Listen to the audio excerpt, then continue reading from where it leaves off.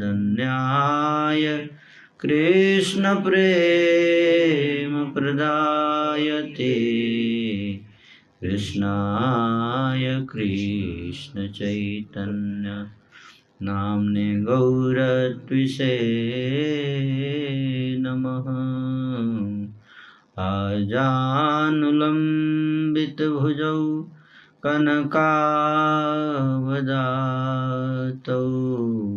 संकीर्तनैकपितरौ कमलायताक्षौ विश्वम्भरौ द्विजवरौ जुगधर्मपालौ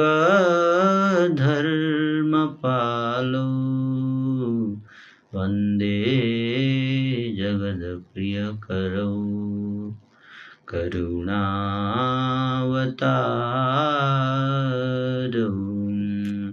समर्पयितुं नतोज्ज्वलरसां स्वभक्तिश्रियां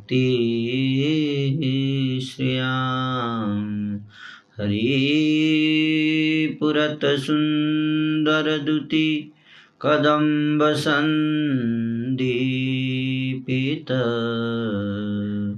सदा हृदयकन्दरे मम सुरतौ वः सचिनन्दनः।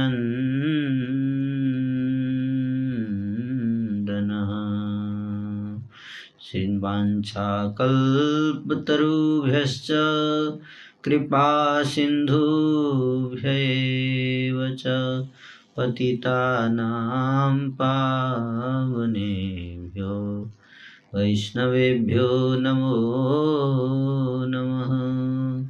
जय श्री कृष्ण चैतन्य प्रभु नित्यानंद श्री अद्वैत गदाधर श्रीवासादि गौर भक्तवृंद।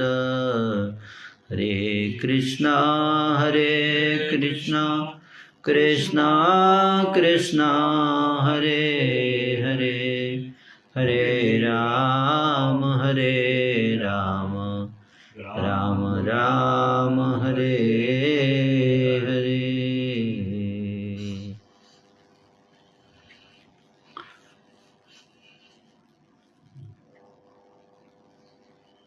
इस प्रकार से कल हमने चर्चा किया था कि कैसे श्री चैतन्य महाप्रभु मुकुंद संजय के आंगन में अपने स्टूडेंट्स को ग्रामर पढ़ाते हुए हर सूत्र और की व्याख्या जो है वो उसमें कृष्ण कथा और कृष्ण चर्चा कृष्ण नाम के द्वारा कर रहे हैं। तो उसी को हम चर्चा कर रहे थे। उसके बाद हम प्रभु कहाँ तक पढ़े थे? घर आ गए थे जी प्रभु। बता रहे थे कि सची माता से बात चल रहा था। जब उन्होंने विष्णु प्रिया की ओर ध्यान नहीं दिया था, विष्णु प्रिया जी साथ में बैठी थी, उन्होंने नोटिस नहीं किया था। उसके बाद वो जो स्टूडेंट्स को ही बता रहे थे बात की कि कृष्ण भक्ति सारे शास्त्र बताते हैं। अच्छा, वही चल रहा था ना।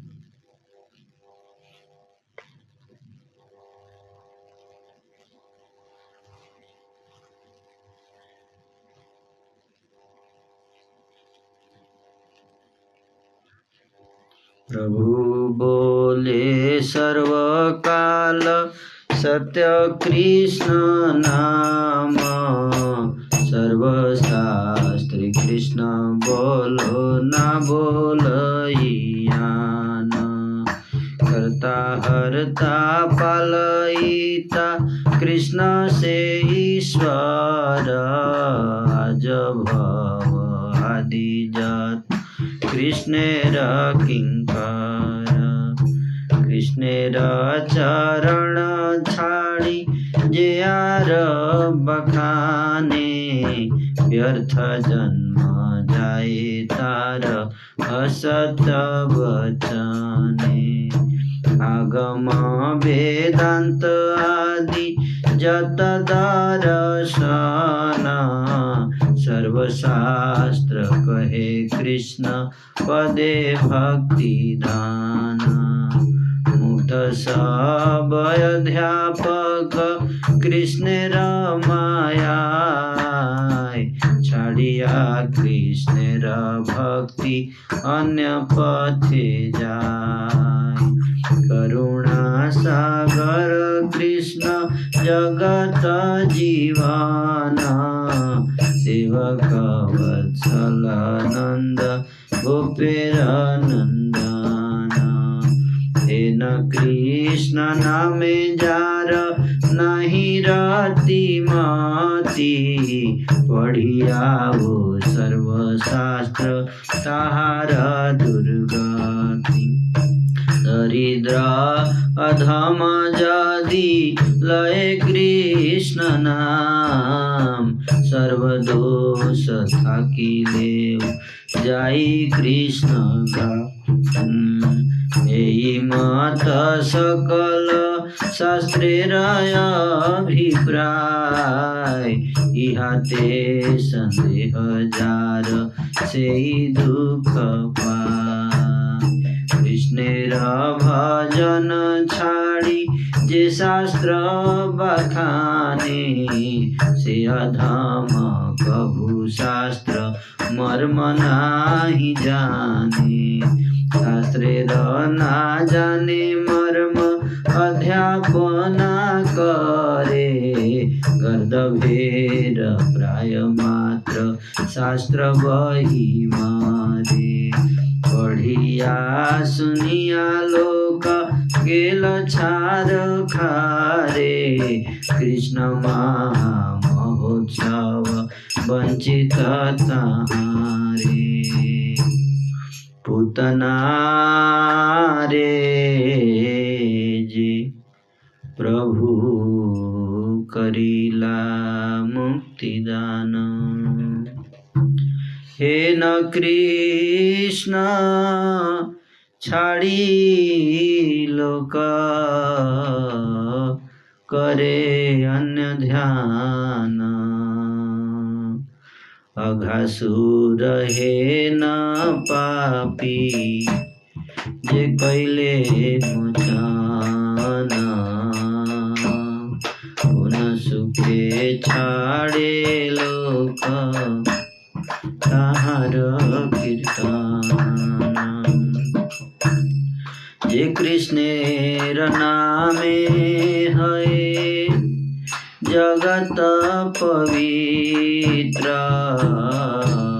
न बोले दुखित जीव ताहार चरित्र। जे कृष्णेर महोत्सव ब्रह्मादि बिहवल ताहा छाड़ी नृत्य गीत करे मंगल। आज मिला उधारिलो जे कृष्णेर नामे धन कुल विद्या मदे ताहा नहीं जाने। वे कृष्ण ही, महाप्रभु बता रहे हैं अपने स्टूडेंट्स को, कृष्ण ही ईश्वर हैं, सबके कर्ता हर्ता एवं पालक हैं। ब्रह्मा शिव आदि सब श्री कृष्ण के किंकर हैं। जो व्यक्ति श्री कृष्ण चरण के अतिरिक्त और कुछ बखानता है उस असत्य वचन से उसका जन्म व्यर्थ चला जाता है। आराम वेदांत आदि सब दर्शन शास्त्र श्री कृष्ण चरण में भक्ति धन को ही प्रतिपादन करते हैं।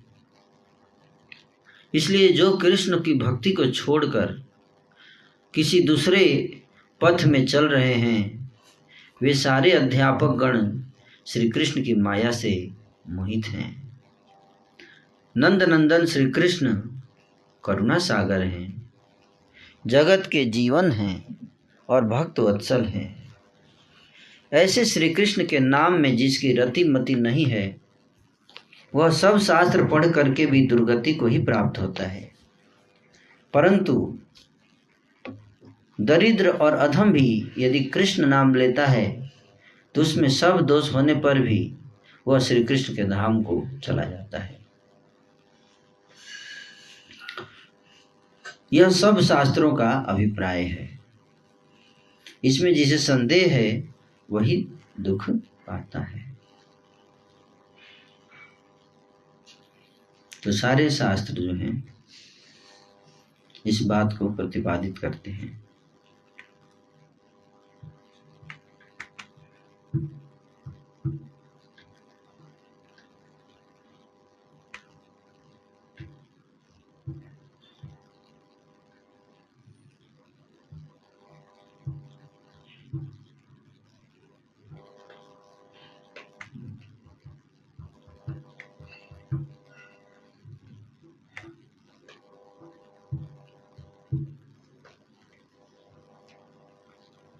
जितने शास्त्र हैं सारे शास्त्रों में एक ही सत्य का प्रतिपादन किया गया है कि कृष्ण जो है वो परम ईश्वर हैं।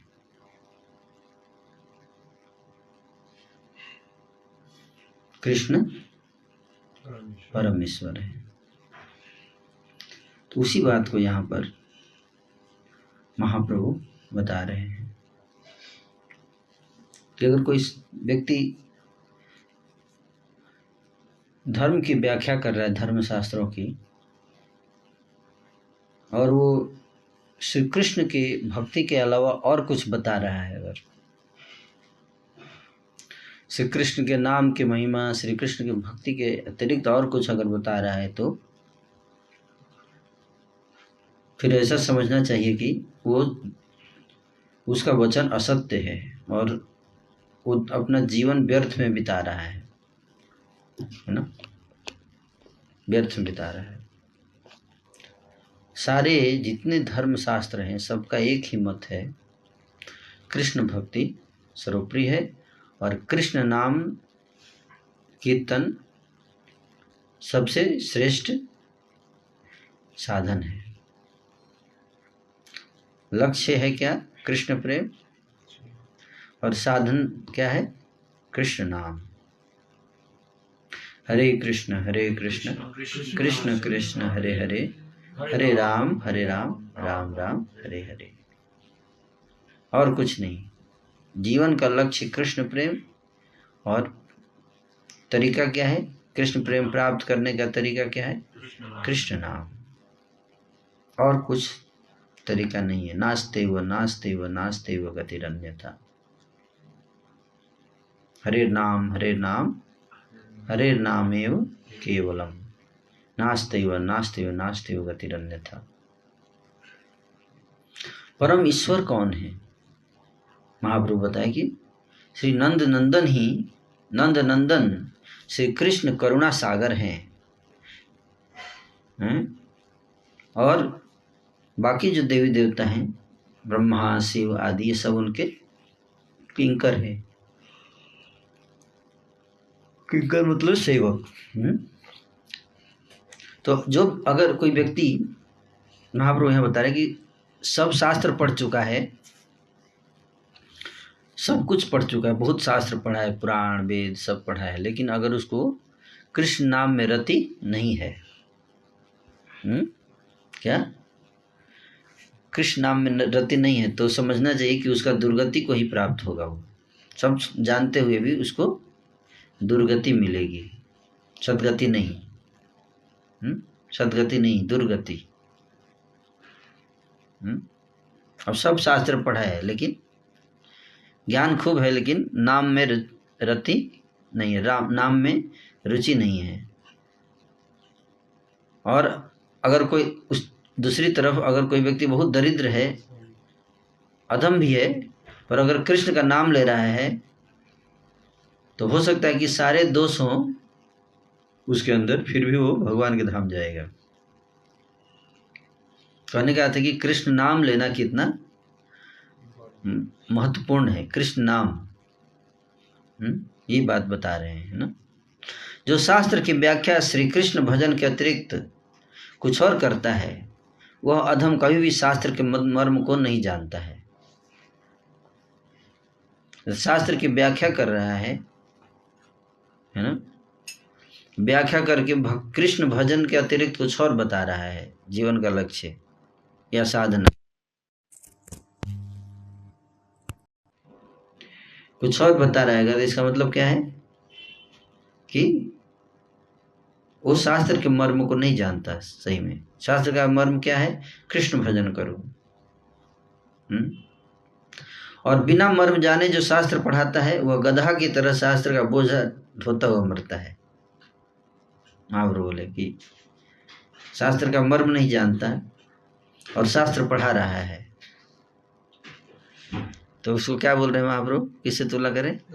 गधे से। गधा क्या करता है?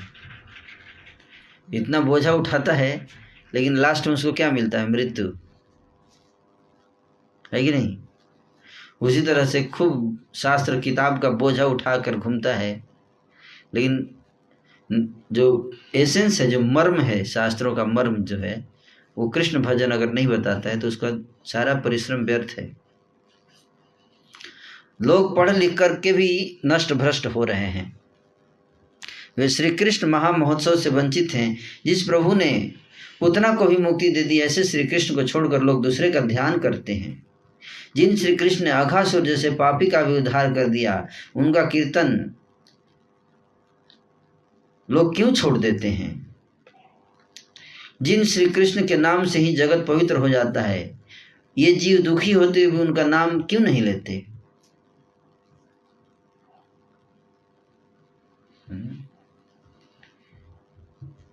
सबसे पावरफुल अगर कोई मंत्र है संसार में कोई है तो है कृष्ण नाम। हरे कृष्ण कृष्ण कृष्ण हरे हरे, हरे राम राम राम।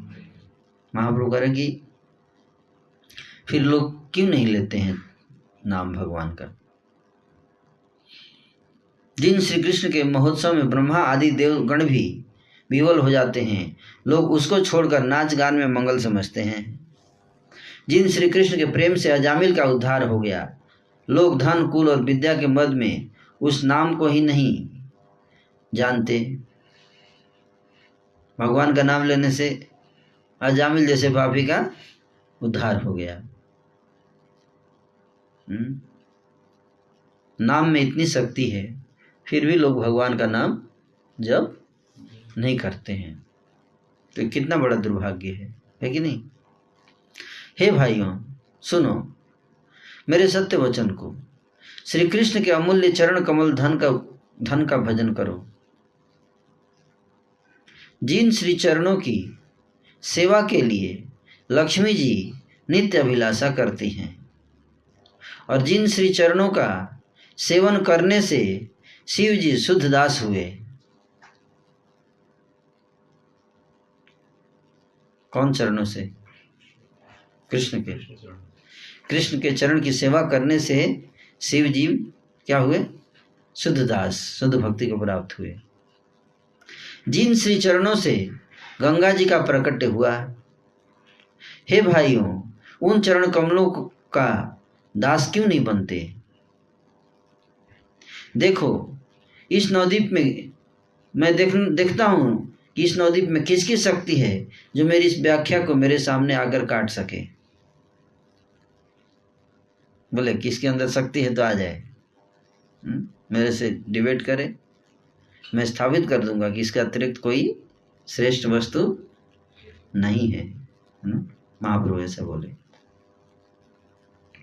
ना। बहुत उत्तम बात बताया है कि नहीं?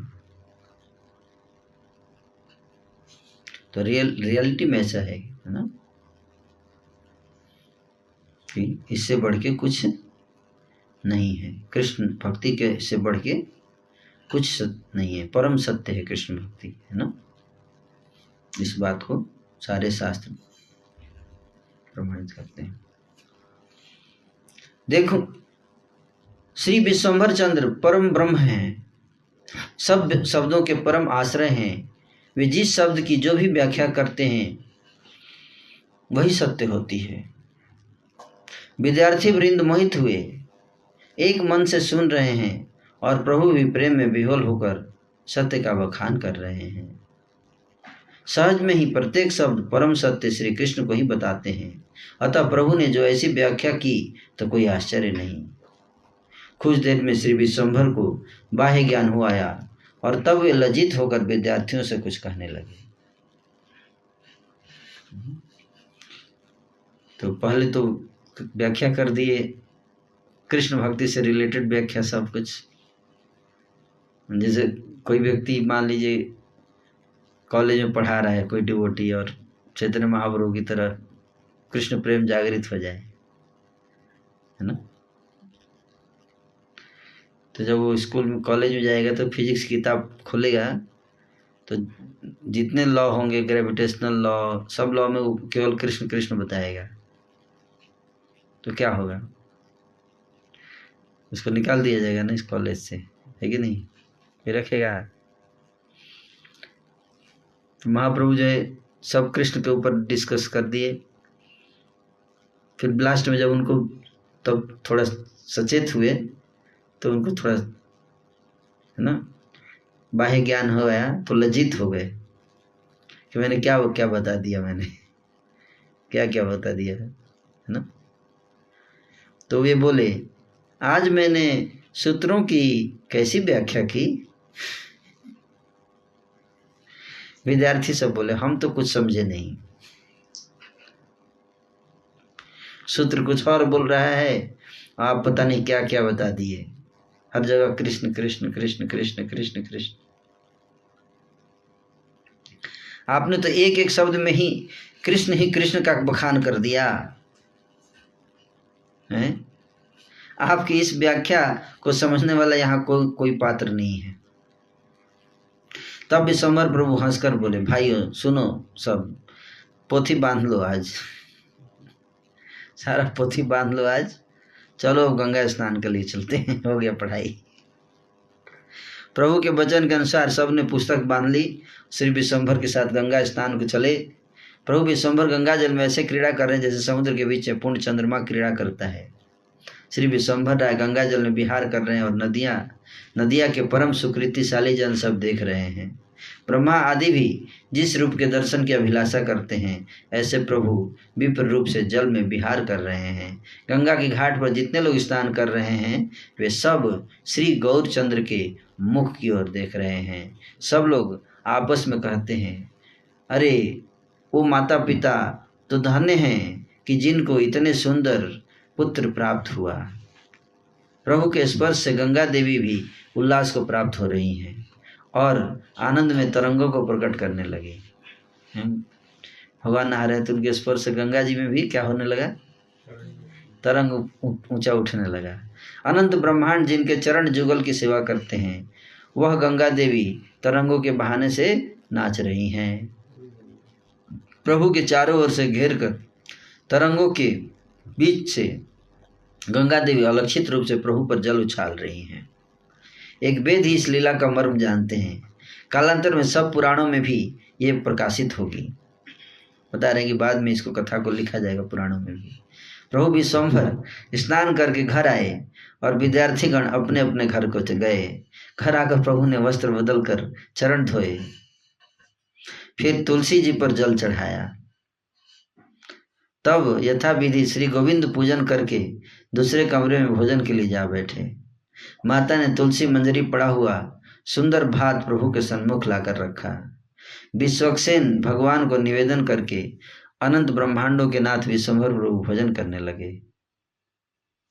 जगत माता सची देवी सामने बैठी हैं और घर के भीतर से पतिव्रता श्री विष्णु प्रिया जी देखने लगी। माता जी बोली, लाल आज तुमने क्या पढ़ा और किस किस के साथ कलह मचाया?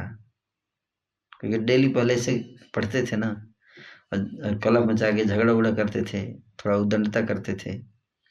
तो सची माता पूछ रही हैं, लाल आज तुमने क्या पढ़ा और किस किस के साथ कलह मचाया? बस इतना ही पूछा था, ज्यादा नहीं।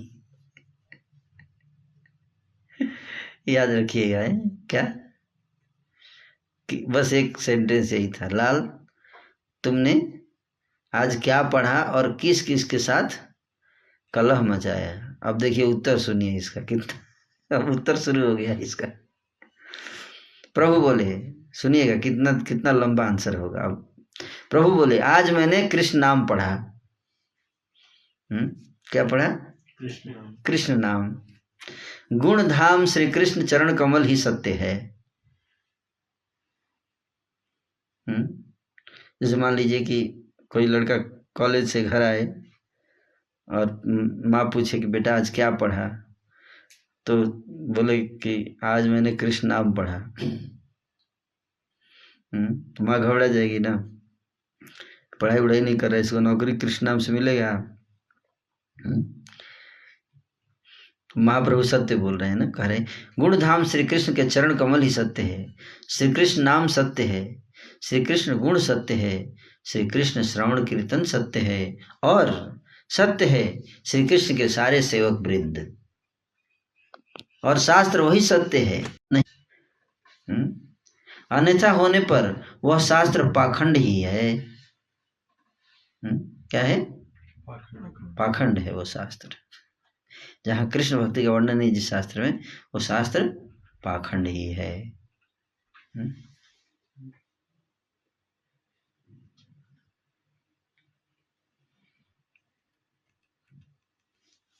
पाखंड बता रहे हैं ना।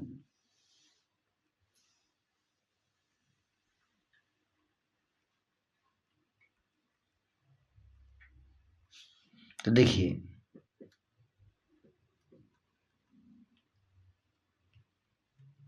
जितने शास्त्र हैं है ना, सारे शास्त्रों में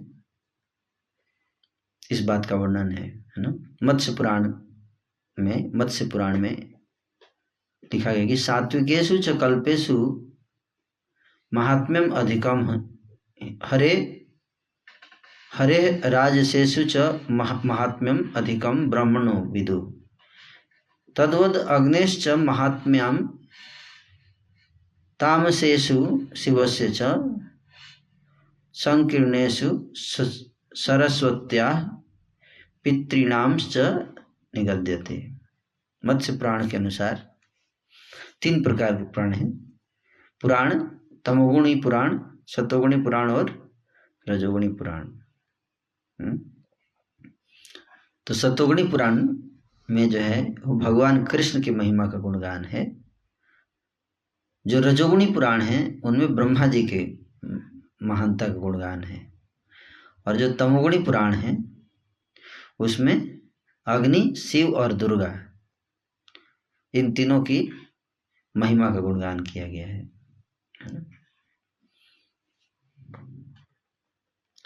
तो उसी बात को बता रहे हैं कि तो जिसमें भगवान कृष्ण की महिमा का गुणगान नहीं किया गया वो पुराण तो है, लेकिन महाप्रभु के अनुसार वो क्या है?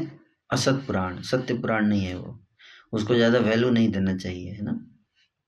जैसा कि जैमिनी महाभारत में और सुमेध पर्व में लिखा है कि जिस शास्त्र एवं पुराण में हरि भक्ति न दिखाई दे उस शास्त्र को न सुने चाहे ब्रह्मा ही उसे क्यों न कहे। जिस शास्त्र में हरि भक्ति नहीं दिखाई दे उस शास्त्र को मत सुनिए। महाभारत के अनुसार, महाभारत में ऐसा लिखा है, चाहे ब्रह्मा जी ही क्यों ना उस शास्त्र के ऊपर लेक्चर ले, उसको नहीं सुनने का। चंडाल यदि कृष्ण नाम कहता है तो चंडाल नहीं है, और विप्र भी यदि असत्य पथ पर चले तो वह विप्र नहीं है। अगर कोई ब्राह्मण घर में जन्म लिया लेकिन उसका आचरण ब्राह्मण जैसा नहीं है तो उसको ब्राह्मण नहीं कह सकते महाभारत के अनुसार, है ना। प्रभु ने जैसे कपिल देव के रूप में माता देवहूति को जो कहा था वही यहाँ सची माता से भी कह रहे हैं।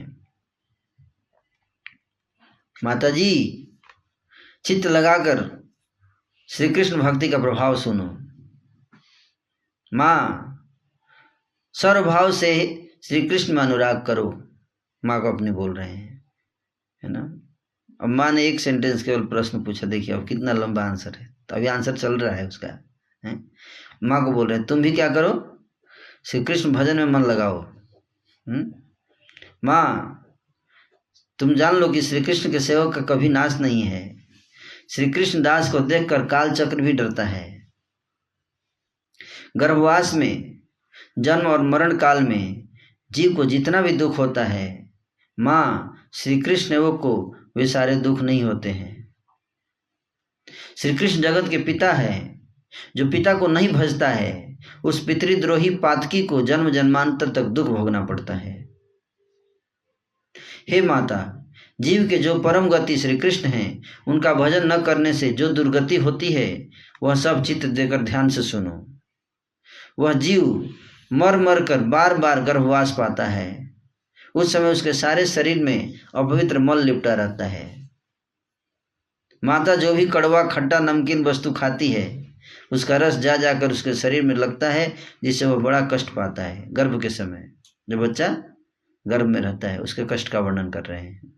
हम सब उस फेज से गुजर चुके हैं, गर्भ में रह चुके हैं ना। तो गर्भ में बच्चे को बहुत कष्ट होता है, हम सबको भी बहुत कष्ट हो चुका है, लेकिन हम लोग क्या भूल चुके हैं, वो सब भूल चुके हैं, है ना। अगर याद रहता तो हम अभी बहुत सीरियस होते भक्ति में, लेकिन कष्ट को भूल चुके हैं, इसलिए अब सोचते हैं कि नहीं चलो भक्ति बाद में कर लेंगे, है ना। उसके मांस में शरीर को छोटे छोटे कीड़ों के दल घेर घेर कर खाते हैं गर्भ में, है ना।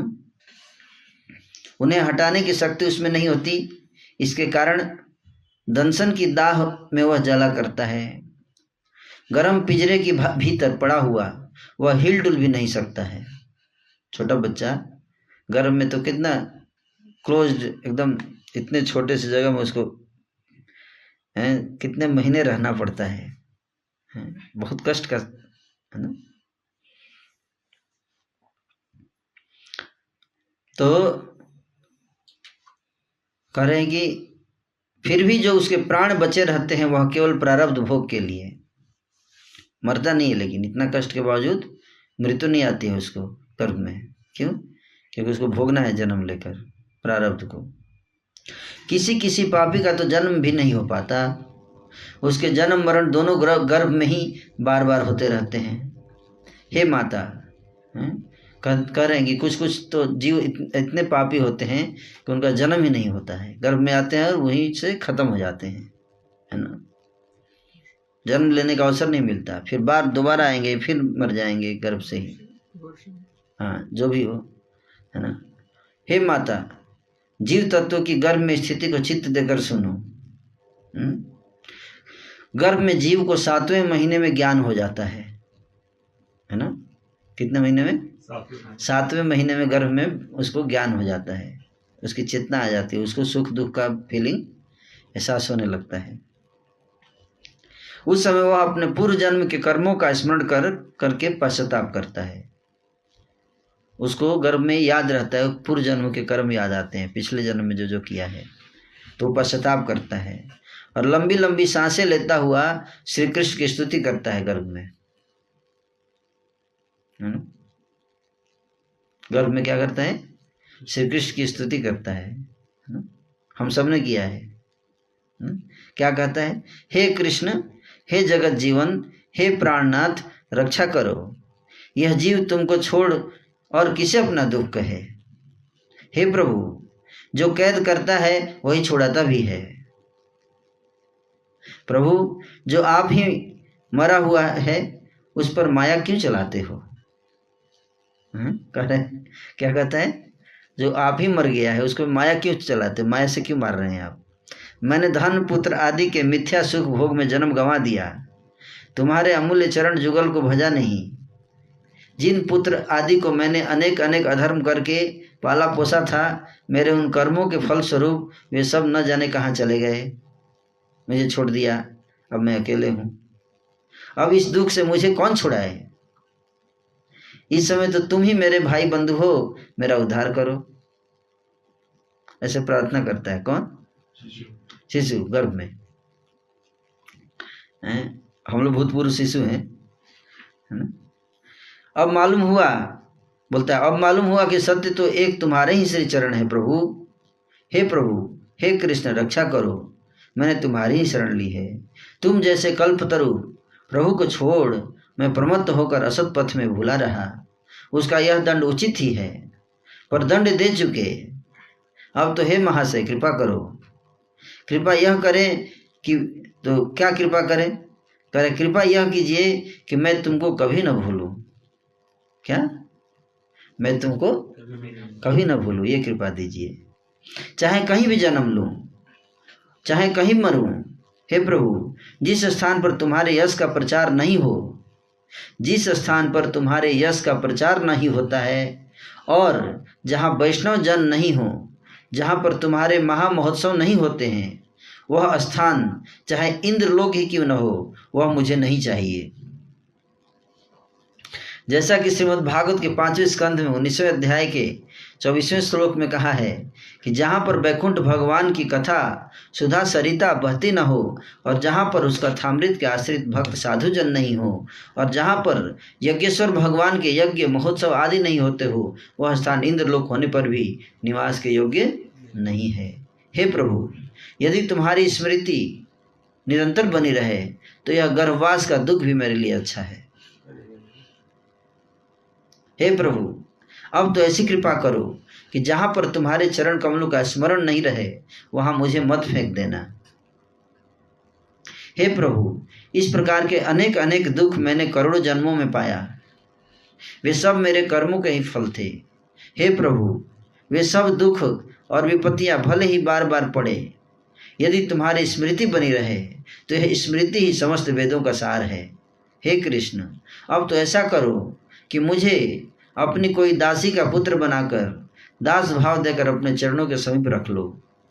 एक बार यदि इस दुख से मुझे छुड़ा दें तो फिर तुमको छोड़ मैं और किसी का मैं गुणगान नहीं करूँगा। इस प्रकार वह शिशु गर्भ में निरंतर जलता तड़पता रहता है, परंतु श्री कृष्ण की स्मृति के कारण इस अवस्था को भी वह अच्छा ही समझता है।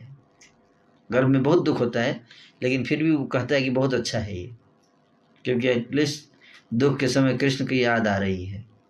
सुख होता है तो कृष्ण का याद नहीं आता, सुख में कहाँ याद करता है कोई, है ना। किसी कवि ने कहा है कि दुख में सुमिरन सब करे, सुख में करे न कोई, सुख में जे सुमिरन करे तो दुख का है का होए।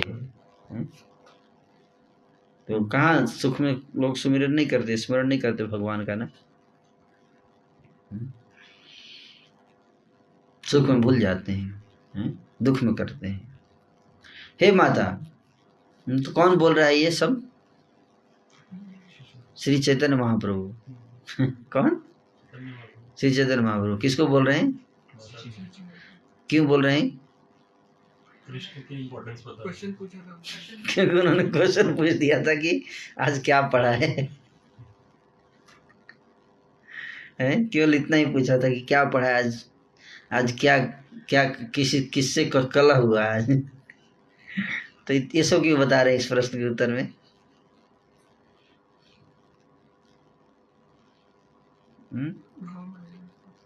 क्या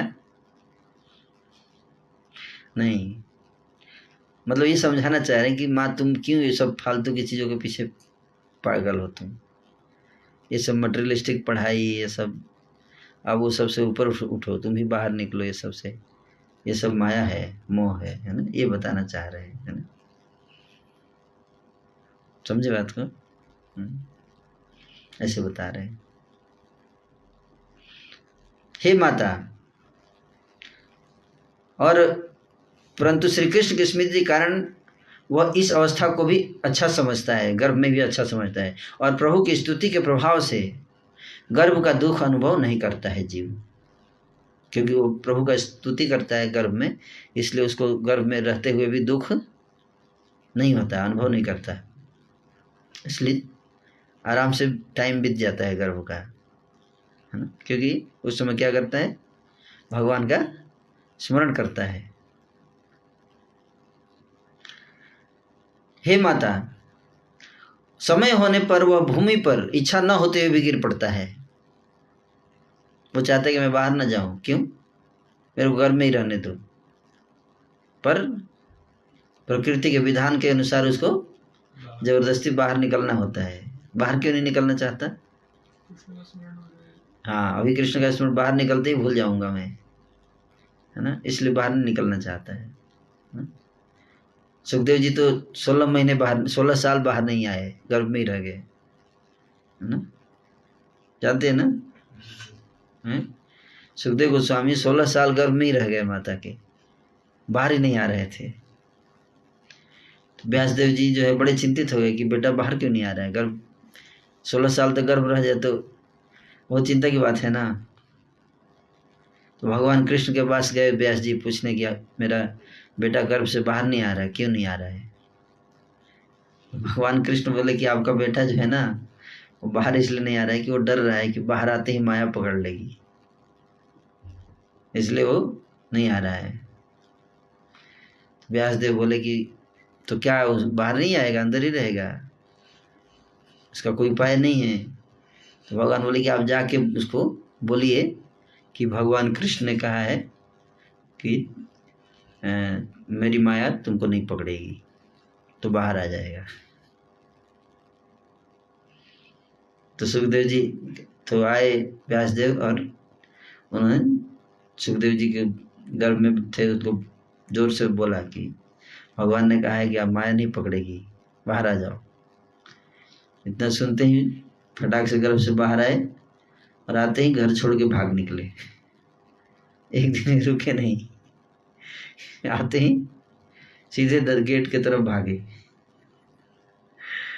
व्यासदेव जी पीछे भागे, बेटा कहाँ जा रहा है? 16 साल के बाद आया है, और लेकिन हाथ नहीं आए, भाग के चले गए, है ना।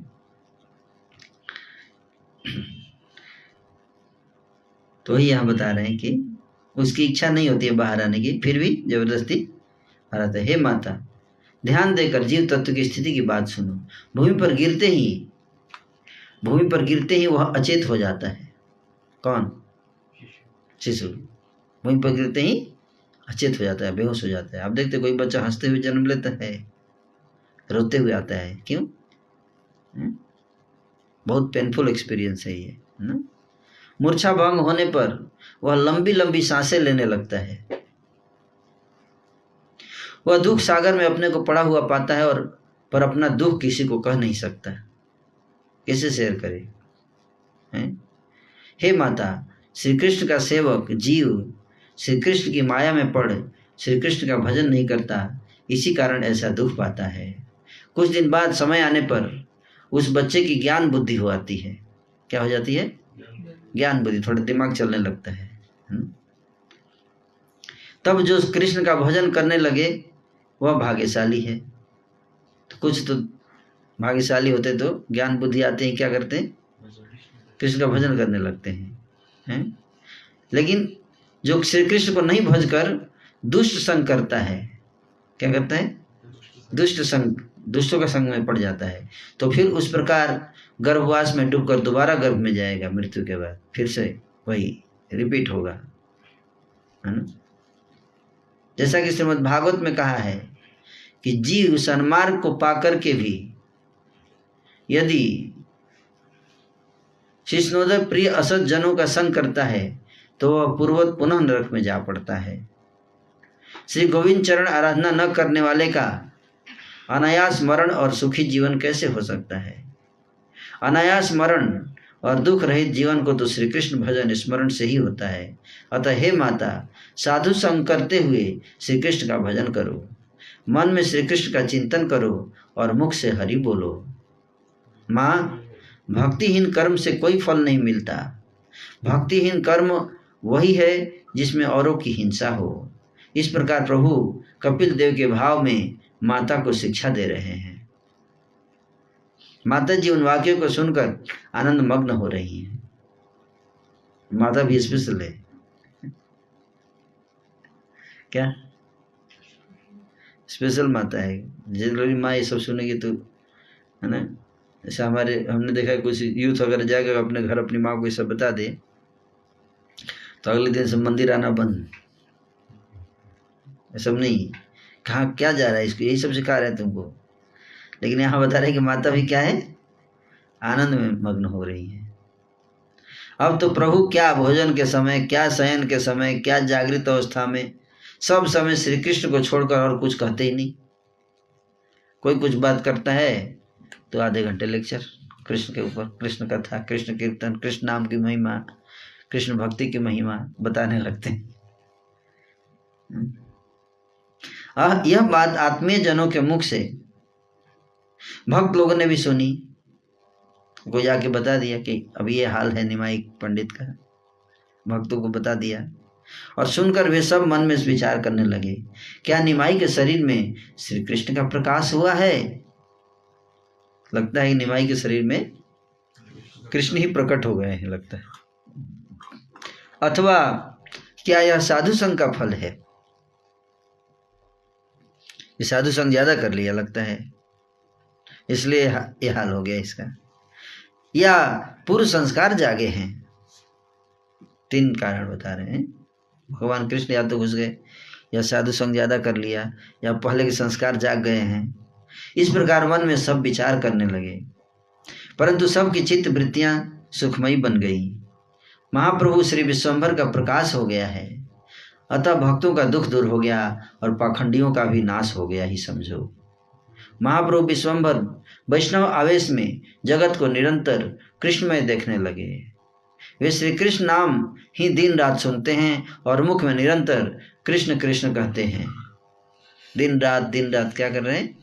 हरे कृष्ण कृष्ण कृष्ण हरे हरे, हरे राम राम राम हरे हरे। जो प्रभु पहले विद्या के रस में निपट भूले हुए थे, वे ही अब श्री कृष्ण बिना अन्य कुछ नहीं जानते। विद्यार्थी वृंद सब मिलकर पढ़ने के लिए बड़े प्रातः काल प्रभु के पास आते हैं, तथा त्रिलोकीनाथ प्रभु उनको पढ़ाने के लिए जाकर आसन पर बैठते भी, परंतु उनकी जिह्वा पर श्री कृष्ण के नाम के बिना और कुछ आता ही नहीं। स्कूल चलाते थे, टीचर थे, तो जाके स्कूल में बैठते थे तो विद्यार्थी बड़ी आशा लेके आते थे कि आज नया टॉपिक बताएंगे, लेकिन जैसे ही शुरू करते थे तो कृष्ण पूरा टाइम कृष्ण कृष्ण करते रह जाते थे। शिष्यगण कहते थे, सिद्ध वर्ण समामनाय, तो प्रभु उसका अर्थ करते, सब वर्णों में नारायण ही सिद्ध है। शिष्य तब पूछते, वर्ण कैसे सिद्ध हुए? तो प्रभु उत्तर देते, श्री कृष्ण की दृष्टिपात के कारण। शिष्य तब कहते, पंडित जी उचित व्याख्या कीजिए। तो प्रभु कहते, सब समय श्री कृष्ण का स्मरण करो, यही उचित व्याख्या है। सम्यक पाठ तो श्री कृष्ण भजन को ही कहते हैं, समस्त वेद श्री कृष्ण भजन को ही कहते हैं, सब आदि मध्य और अंत में श्री कृष्ण को ही तो बताते हैं। प्रभु की व्याख्या सुनकर शिष्यगण हंस पड़ते। कोई कहता, मालूम होता है कि वायु के कारण इनकी यह दशा है। कफ वात पित्त होता है तो वात किसी का बढ़ जाता है तो क्या हो जाता है? कुछ भक भक बोलेगा तो शिष्य लोगों को लगता है इनका ना वात बढ़ गया है ना, वात बढ़ गया, दिमाग खराब हो गया है इनका। हर जगह कृष्ण कृष्ण का। प्रभु बोले हैं, शिष्य कहते हैं, शिष्य वृंद पूछते हैं, ऐसी व्याख्या आप कैसे करते हो? तो प्रभु उत्तर देते हैं, शास्त्र प्रमाण से यह सिद्ध है। मैं ऐसे पागल की तरह नहीं बोल रहा हूं, मैं प्रूफ कर सकता हूं शास्त्रों के श्लोकों से। जो मैं बोल रहा हूं शास्त्र से प्रूफ कर सकता हूं रेफरेंस देकर। प्रभु फिर बोले, यदि तुम अभी इसे नहीं समझ पाते तो शाम में आ जाना, मैं तुम्हें अच्छी तरह समझा दूंगा। प्रभु के वचन सुनकर सब शिष्यवृंद ने कुछ कौतुक के साथ पुस्तकें बांध ली और चल दिए। बोले हो गया इनसे पढ़ाई। अब सबने जाकर श्री उनके टीचर है ना श्री गंगादास पंडित, प्रभु के गुरु जो हैं श्री गंगादास पंडित, उनसे जाकर जो कुछ व्याख्या प्रभु ने की थी सबका सुनाया कि देखो ऐसे ऐसे तो बता रहे हैं, है ना। और कहने लगे, अब तो जो कुछ भी निमाई पंडित व्याख्या करते हैं उसमें प्रत्येक शब्द का अभिप्राय श्री कृष्ण ही सिद्ध करते हैं। जब से वे गया से लौट कर आए हैं तब से श्री कृष्ण के अतिरिक्त और कोई व्याख्या ही उनके मुख से नहीं निकलती है। वे पुलकित शरीर होकर सर्वदा कृष्ण कृष्ण कहते रहते हैं, कभी हंसते हैं, कभी हुंकार करके अनेक प्रकार के भाव दिखाते हैं। वे प्रतिदिन बैठकर धातु सूत्र लगाकर प्रत्येक शब्द की व्याख्या कृष्ण में ही करते हैं। इस समय उनका चरित्र कुछ अच्छी तरह से समझ नहीं आया। पंडित जी महाराज, हम क्या करें, आप बताइए। उपाध्याय शिरोमणि विप्र गंगादास को शिष्यों की बात सुनकर हंसी आ गई और वे बोले, आज तो तुम सब अपने घर जाओ, कल सवेरे आ जाना, आज शाम में मैं उसको समझा दूंगा। आज शाम में उसको समझा दूंगा कि वह अच्छी पुस्तक पढ़ाए। तुम भी सब उसके साथ शाम को आ जाना। विद्यार्थी वृंद सब बड़े प्रसन्न होकर घर चले गए और फिर सायंकाल को श्री विश्वम्भर चंद्र के साथ आए। प्रभु ने आकर श्री गुरु के चरण रज मस्तक पर धारण की। श्री गुरु ने भी विद्या लाभ हो कहकर आशीर्वाद दिया। गुरु जी बोले, वत्स विश्वम्भर, मेरी बात सुनो। ब्राह्मण के लिए अध्ययन कर्म कोई अल्पभागी की बात नहीं है। तुम्हारे नाना श्री नाबल चक्रवर्ती और तुम्हारे पिता श्री जगन्नाथ मिश्र, तुम्हारे इन दोनों कुलों में कोई भी मूर्ख नहीं है। तुम भी टीका की व्याख्या में परम योग्य हो। यदि अध्ययन छोड़ने पर ही भक्ति होती तो तुम्हारे पिता और तुम्हारे नाना क्या भक्त नहीं थे? ये जनरल आर्गुमेंट देते हैं लोग, है ना। नहीं, भक्ति ठीक है, भक्ति अपनी जगह है। प्रैक्टिकल अपना काम करना, व्यवसाय करना, ये अलग चीज़ है। वो भी भक्त थे, लेकिन तुम्हारे तरह पागल तो नहीं होते थे कि हर जगह कृष्ण कृष्ण करते थे। यह समझकर अच्छी तरह से अध्ययन करो। अध्ययन करने पर ही ब्राह्मण वैष्णव बनता है। मूर्ख भी भद्र को कैसे जानेगा? यह जान तुम कृष्ण कहो और अध्ययन करो, मतलब दोनों साथ साथ करो। अब तुम जाकर अच्छी तरह से शास्त्र पढ़ाने बैठो। यदि तुमने विपरीत अर्थ किया तो तुम्हें मेरे सिर की सौगंध है। तब प्रभु बोले, आपके श्री जुगल चरण की कृपा से नवद्वीप में कोई मुझे शास्त्रार्थ में नहीं जीत सकता है। मैं जिस सूत्र की व्याख्या खंडन रूप में करूं उसकी स्थापना नवद्वीप में कौन कर सकता है? मैं अभी जाकर नगर में पढ़ने बैठता हूं, देखूं किसमें शक्ति है जो मेरी व्याख्या में दोष निकाले। ऐसे वचन सुनकर श्री गुरु बड़े प्रसन्न हुए, मतलब फिर से पुराने फॉर्म में आ गया लगता है, पुराने फॉर्म में, अहंकार वाला चैलेंजिंग स्पिरिट। प्रभु श्री गुरुदेव की चरण वंदना करके चल पड़े। श्री ग्रंथकार कहते हैं कि उन श्री गंगादास पंडित के श्री चरण में मेरा नमस्कार है, जिनकी वेदपति और सरस्वती के पति प्रभु विश्वम्भर जिनके शिष्य हैं। श्री गंगादास पंडित के लिए इससे बढ़कर साध्य लाभ और क्या हो सकता है कि उनके शिष्य हैं वो जो 14 भुवन के आराध्य देव हैं। प्रभु विश्वम्भर विद्यार्थियों के साथ चले, मानो ताराओं से घिरे हुए चंद्रमा जा रहा हो। जिनके श्री चरण लक्ष्मी जी के हृदय के ऊपर शोभा पाते हैं, वे प्रभु एक साधारण नागरिक के द्वार पर आ बैठे और जोग पट की रीति से वस्त्र बांधकर सूत्र का खंडन मंडन करने लगे। प्रभु बोले, जिनको संधि क्रिया का भी ज्ञान नहीं है, कलयुग में उनकी पदवी है भट्टाचार्य, और जिनको शब्द बोध भी नहीं है, वे न्याय शास्त्र की व्याख्या करते हैं, परंतु मुझे प्रबोध देने में कोई समर्थ नहीं है। मैं जिसका खंडन और जिसका मंडन करता हूँ, देखूं कोई भी आकर उसका अन्यथा तो कर दिखाए। इस प्रकार विश्वनाथ श्री विश्वम्भर देव कहते हैं, परंतु ऐसी सामर्थ्य किसमें कि प्रत्युत्तर दे सके।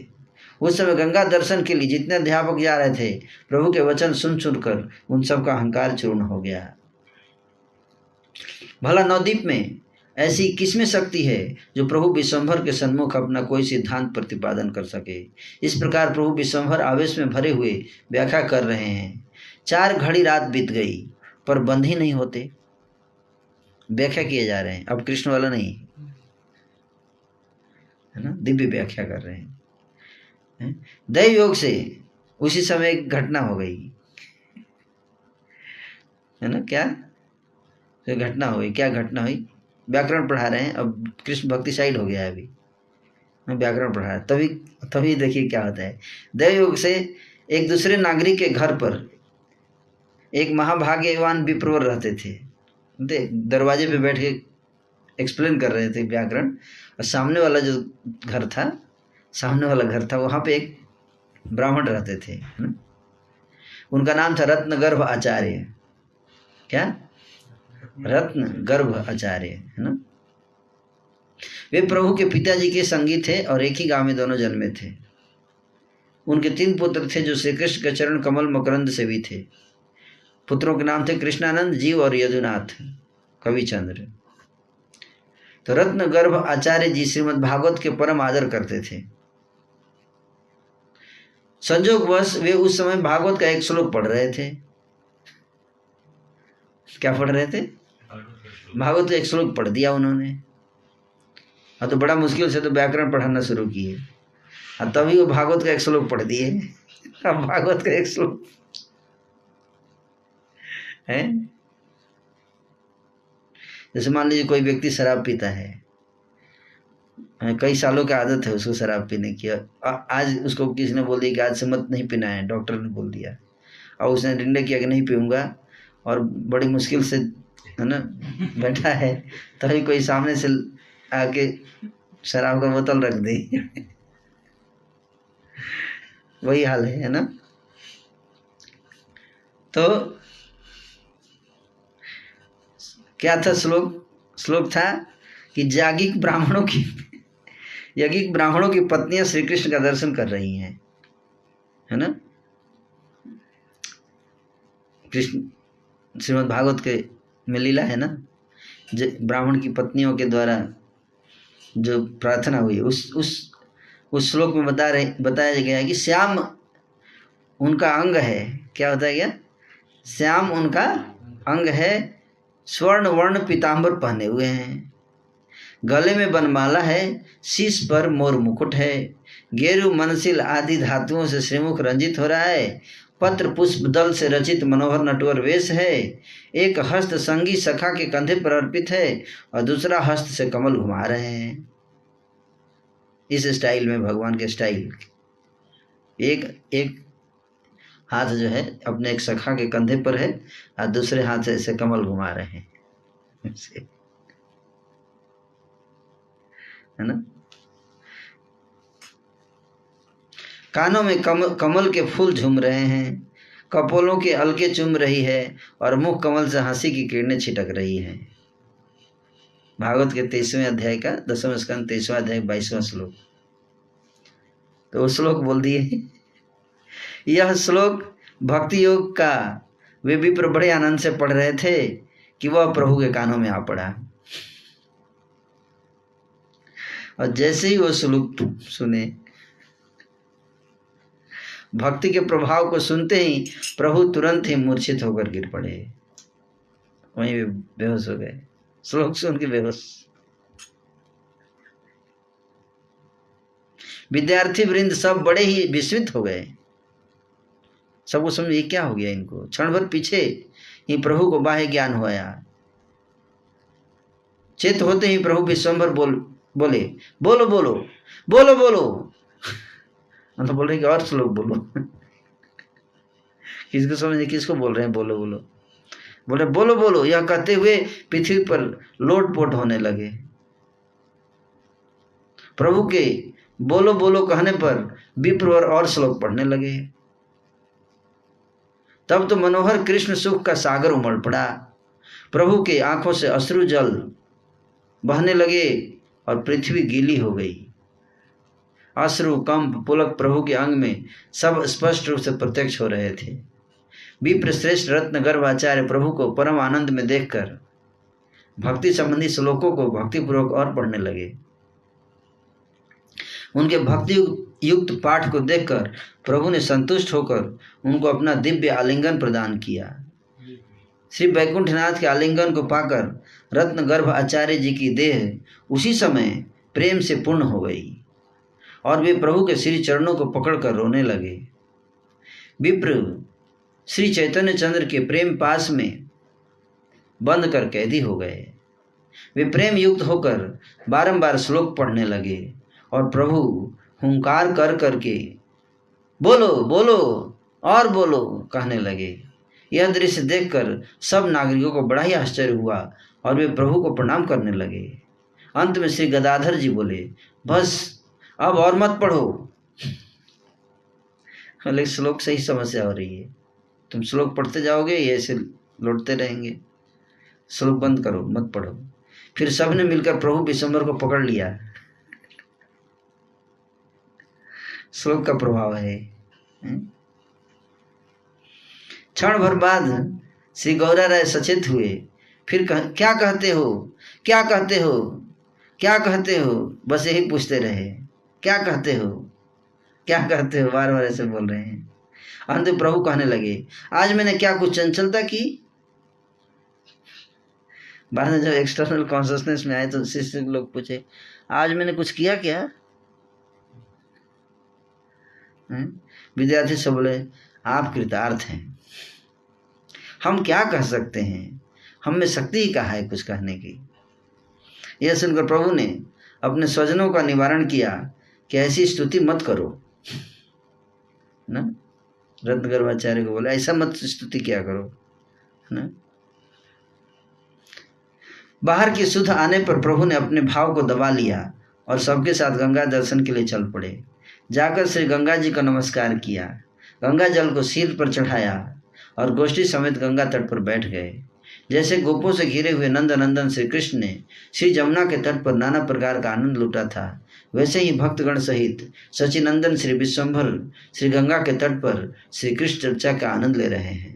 कुछ देर बाद सबको अपने अपने घर के लिए विदा देकर श्री विश्वम्भर देव भी अपने घर को चले आए और भोजन करके सब लोगों के स्वामी श्री विश्वम्भर देव ने जोग निद्रा के प्रति अवलोकन किया अर्थात शयन किया।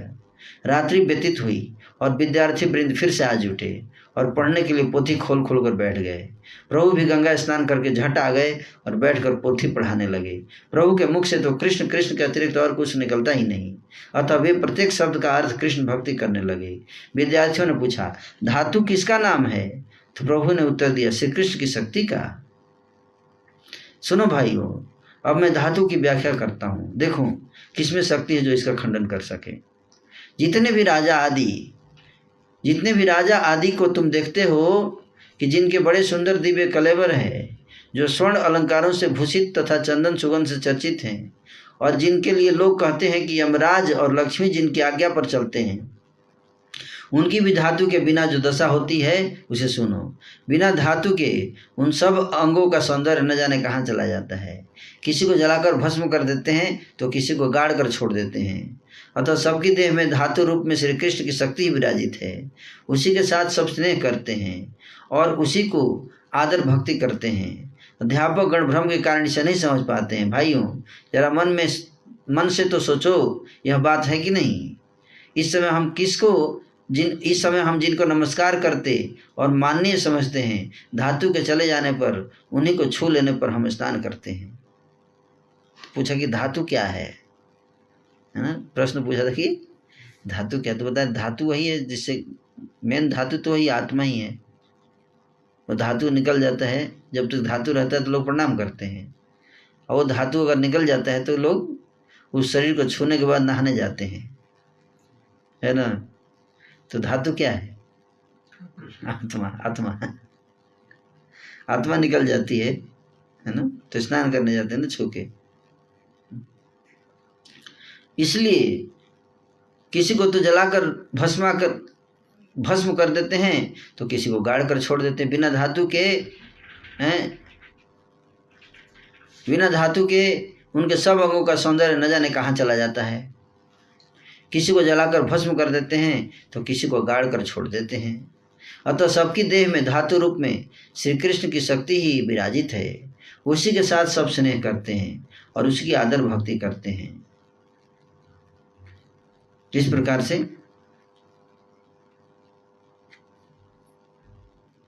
इस समय जिस बाप की गोद में बेटा बड़े सुख से रहता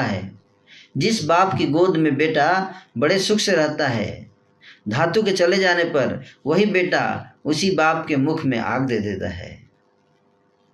इसी से धातु नाम से कृष्ण की शक्ति का है, वही सबको प्यारा है। देखो किसमें शक्ति है जो इस तथ्य में दोष निकाले। बता रहे कि बेटा जो है वो बाद में बाप की गोदी में बेटा बड़े सुख से रहता है, और जब आत्मा छोड़कर चली जाती है तो क्या करता है बेटा? मुंह में आग डालता है ना। इस प्रकार से जिस श्री कृष्ण की शक्ति पूज्य और पवित्र है, उसे श्री कृष्ण की भाइयों तुम सब दृढ़ भक्ति करो ना। भाइयों कृष्ण कहो, कृष्ण भजो, कृष्ण नाम सुनो, दिन रात कृष्ण चरण का ध्यान करो। जिन श्री कृष्ण के चरणों पर दूब और जल मात्र चढ़ाने से ही उस पर यमराज का अधिकार नहीं रह जाता है। जो कृष्ण अघासुर, बकासुर और पुतना राक्षस का उद्धार किया, उन नंदनंदन के चरणों का भजन करो। अजामिल पुत्र वृद्धि से जिनका स्मरण करके बैकुंठ को चला गया, उन श्री कृष्ण के चरणों को भजो। जिनके चरणों का रसपान कर शिव जी दिगंबर हैं, जिन चरणों की सेवा में लक्ष्मी जी का बड़ा ही आदर है, जिन चरणों की महिमा को श्री अनंत देव गाते ही रहते हैं, उन श्री कृष्ण के चरणों का भजन दांतों में तिनका देकर करो। जब तक इस देह में जीवात्मा है और यह शक्ति है, तब तक श्री कृष्ण के पाद पद्मों की भक्ति कर लो। श्री कृष्ण ही माता है, श्री कृष्ण ही पिता है, श्री कृष्ण ही प्राण हैं, धन हैं। हे भाइयों, मैं तुम्हारे पांव पकड़कर कहता हूँ कि श्री कृष्ण में अपने मन को लगाओ। इस प्रकार दास भाव में भरकर प्रभु अपनी महिमा स्वयं ही वर्णन कर रहे हैं। इस प्रकार वर्णन करते करते दोपहर हो गया, तभी वर्णन का अंत नहीं। मोहित हुए विद्यार्थी सब एक मन से सुन रहे हैं। किसी के मुख से एक शब्द भी नहीं निकल पाता है। यह निश्चित समझ लो कि वे सब विद्यार्थी कृष्ण के ही दास थे। भला जिनको श्री कृष्ण पढ़ावे वे क्या दूसरे कोई हो सकते हैं? भगवान स्वयं पढ़ा रहे हैं, तो स्पेशल वो साधारण शिष्य नहीं थे वो। कुछ समय बाद प्रभु विश्वम्भर को बाहर की शुद्धि हो आई और सबके मुख की ओर देखकर मन में लज्जित हुए। थोड़ा पानी दे देंगे, है ना। मन में लज्जित हो गए, है ना। प्रभु बोले, धातु सूत्र की व्याख्या कैसी रही? विद्यार्थी सब बोले, अर्थ तो सत्य ही है। आपने जिस शब्द का जो अर्थ बखाना, उसको उलट देने की सामर्थ्य किस बाप में है भला? जो कुछ आपने बखाना वह तो सब सत्य ही है, पर बात तो बस इतनी है कि हम जिस उद्देश्य से पढ़ते हैं उसके अनुसार यह अर्थ नहीं है। आप जो बता रहे हैं सही बता रहे हैं, लेकिन इसको अगर हम एग्जाम में लिख देंगे तो 0 नंबर आएगा, है ना। जैसे हम यहाँ बताते हैं, लेकिन अगर जाके एग्जाम में लिख दे व्यक्ति कि सृष्टि की पालन रचना जो है वो भगवान करते हैं, तो वैज्ञानिक लोग 0 नंबर दे देंगे आपको, है कि नहीं। आपको लिखना पड़ेगा बिग बैंग से सृष्टि की रचना हुई, तब नंबर मिलेगा, है कि नहीं। और अगर कोई लिख दे कि भगवान कृष्ण ने सृष्टि की रचना की है, तो कितना नंबर देंगे आजकल के प्रोफेसर। तो काम का नहीं है ना, बात सत्य है लेकिन काम का नहीं है। तो वही विद्यार्थी कह रहे हैं कि आपको बात तो सत्य है लेकिन हमारे किसी काम का नहीं है।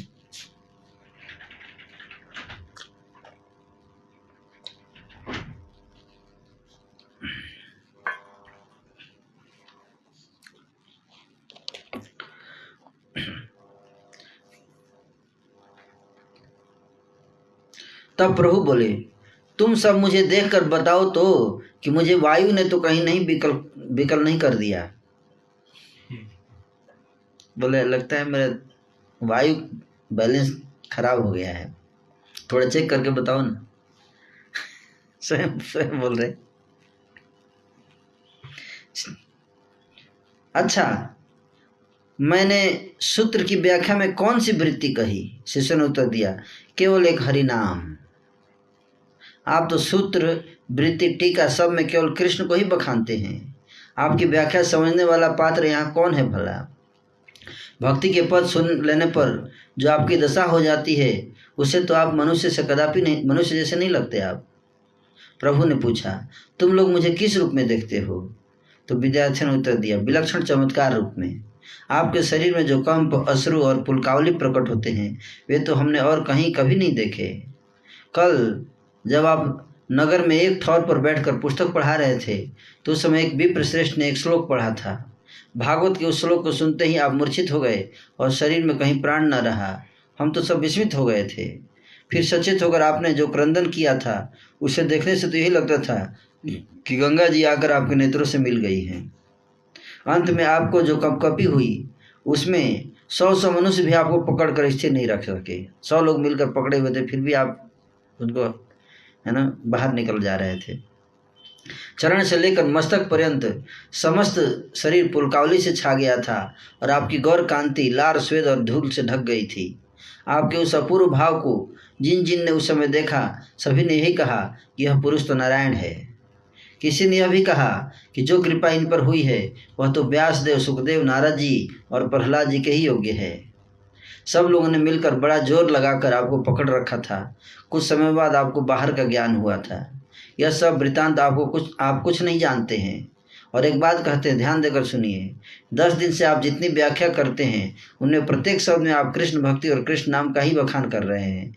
10 दिन में आज तक का पाठ सब व्यर्थ हो गया। आपसे तो कुछ कहने में भी हमको बड़ा डर लगता है। आपको तो एक एक शब्द के अनेक अर्थ आते हैं। जो कुछ भी आप हंसते हुए सहज में कह जाते हैं उसका उत्तर भला कौन दे सकता है। यह सुनकर प्रभु बोले, जब 10 दिन में तुम्हारा पाठ व्यर्थ जा रहा है तो क्या तुमको हमसे कहना उचित नहीं था? तो पहले बताना चाहिए था ना, 10 दिन बाद क्यों बता रहे हो?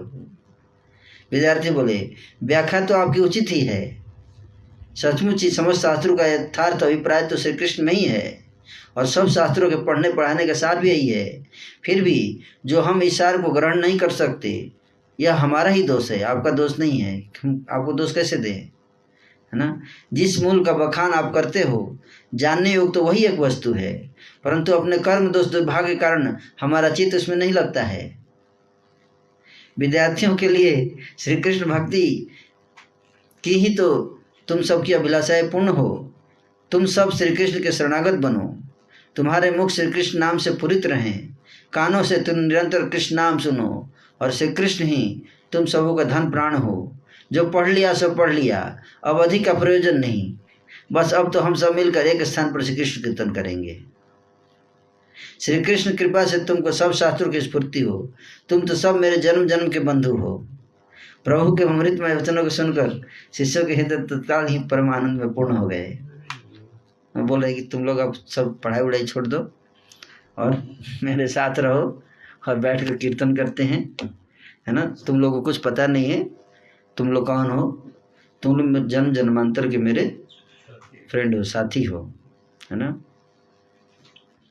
श्री कृष्ण जिनको स्वयं पढ़ाएं भला वे कोई अन्य हो सकते हैं?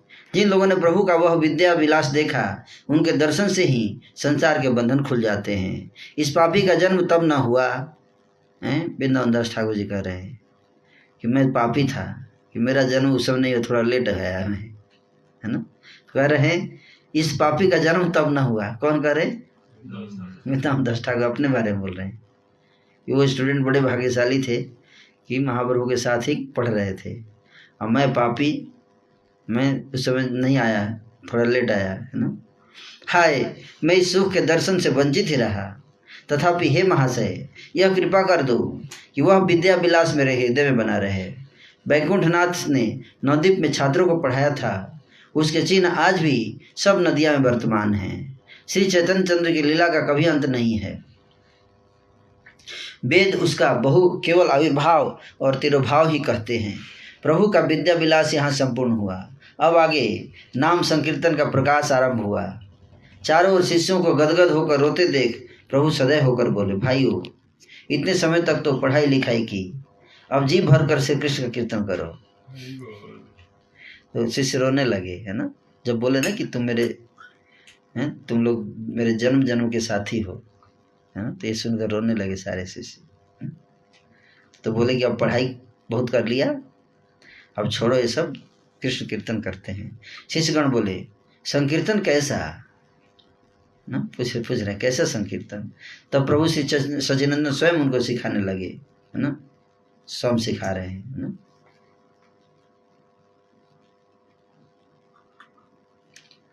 दिशा दिशाइया प्रभु हाथे तली दिया, आपने कीर्तन करे शिष्य गण लैया।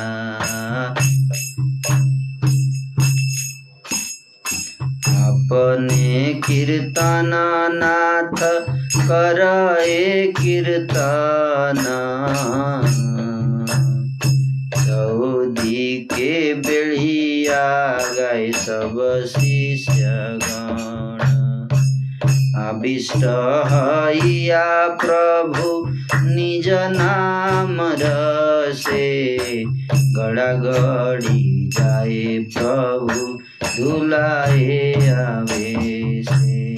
बोल बोल बलि प्रभु चतुर्दिक पड़े, पृथ्वी विदीर्ण है आछाड़े आछाड़े। हरिहराय नमः कृष्ण यादवाय नमः। गोपाल गोविंद राम श्री मधुसूदन। इस प्रकार हरिहराय नमः कृष्ण यादवाय नमः,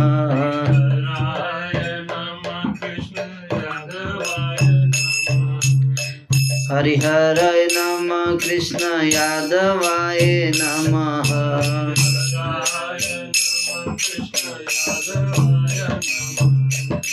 गोपाल गोविंद राम श्री मधुसूदन,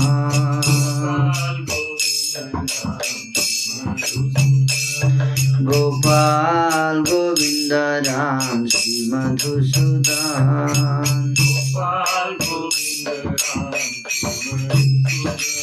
तो ये जो गीत है ये महाप्रभु गाए, सबसे पहला संकीर्तन, फर्स्ट संकीर्तन महाप्रभु ने यहाँ किया अपने शिष्यों के साथ, है ना।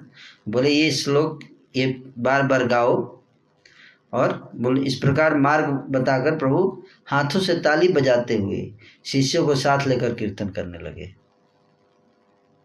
हाथों से ही ताली बजा के ऐसे ऐसे, है ना। कीर्तन नाथ आज आप ही कीर्तन कर रहे हैं और शिष्य लोग चारों ओर घेरे हुए गा रहे हैं। कीर्तन करते करते प्रभु अपने नाम के रस में मतवाले होकर धूल में लोटपोट होने लगे। ये भी एक पार्ट होता था महाप्रभु कीर्तन का। कीर्तन करते करते क्या करते थे,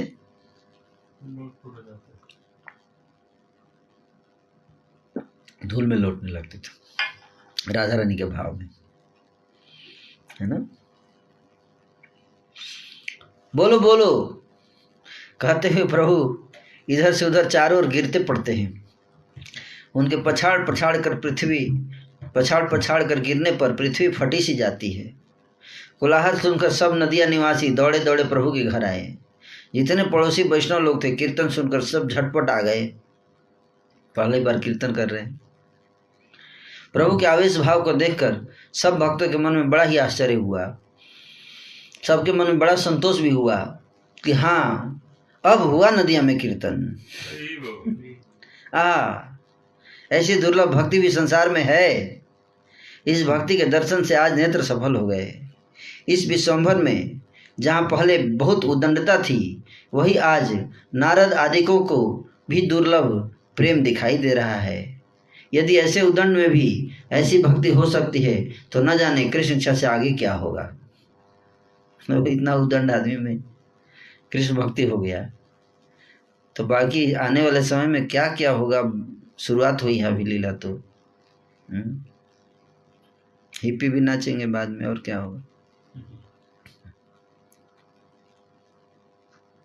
थोड़ी देर में प्रभु सचेत हुए, फिर भी केवल कृष्ण कृष्ण ही निरंतर बोलते रहे। प्रभु बाहर की दशा में आने पर भी बाहर की बात नहीं करते, बस वैष्णवों के कंठ पकड़ पकड़ कर रोते हैं। सब वैष्णवों ने मिलकर प्रभु को शांत स्थिर किया और फिर सब बड़े आनंद में अपने अपने घर चले गए। कोई कोई विद्यार्थी ने तो प्रभु के संग प्रेम रंग में रंग कर वैराग्य का मार्ग पकड़ लिया। कुछ लोग घर चले गए और कुछ लोग उसी रंग में रंग के वैराग्य के रास्ते पे चल दिए, है ना। अब महाप्रभु ने अपना स्वरूप प्रकाश आरंभ किया, जिससे कि सब भक्तों का दुख नाश हो गया।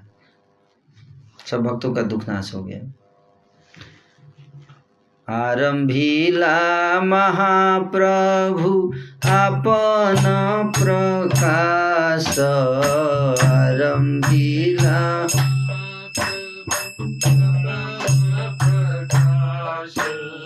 सकल भक्तिर दुख अइल विनाश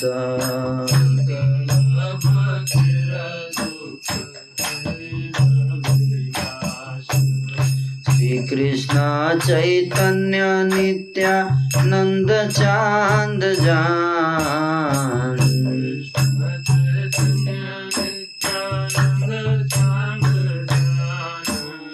वृंदावन दास तछु पद जुगे गाना।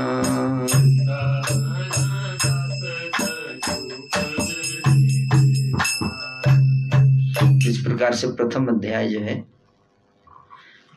मध्य लीला का प्रथम अध्याय समाप्त हुआ।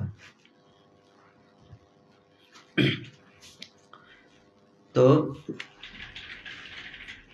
अपने शिष्यों के साथ महाप्रभु ने इस प्रकार की जो लीला अद्भुत लीला प्रकट किया उसका हमने वर्णन सुना।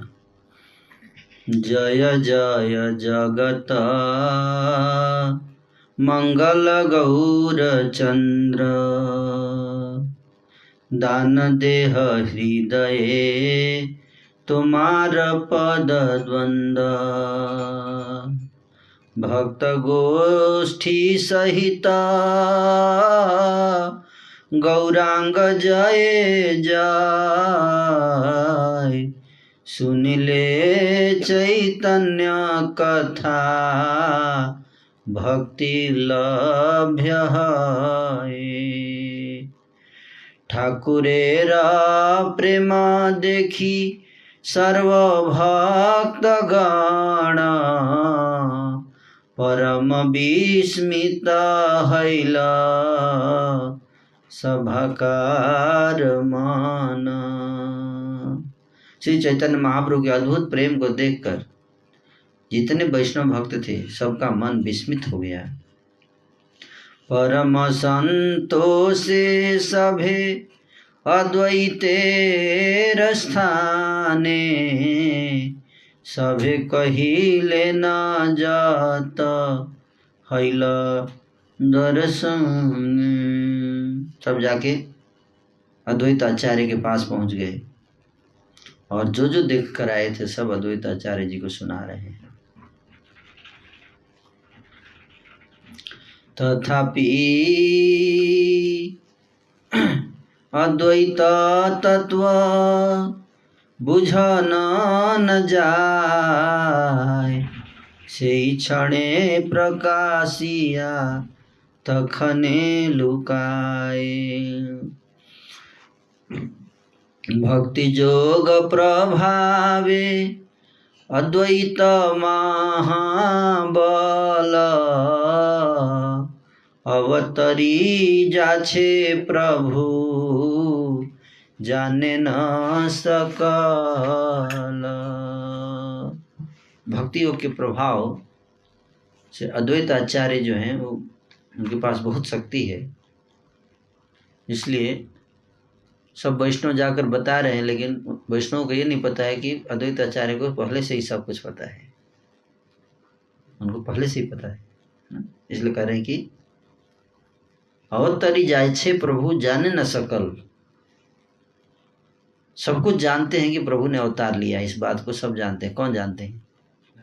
अद्वैत आचार्य जी जानते हैं। तथापि अद्वैत तत्व बुझन न जाय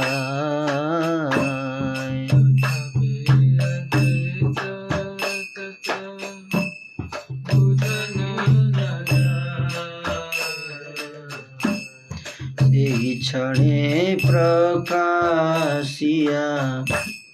तखने लुकाए।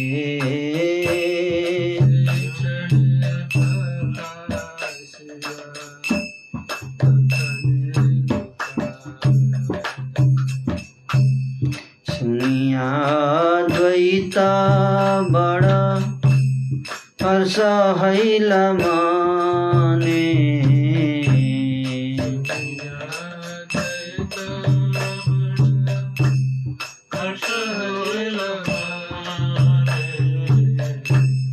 परम आविष्ट हई कहिते लगिला।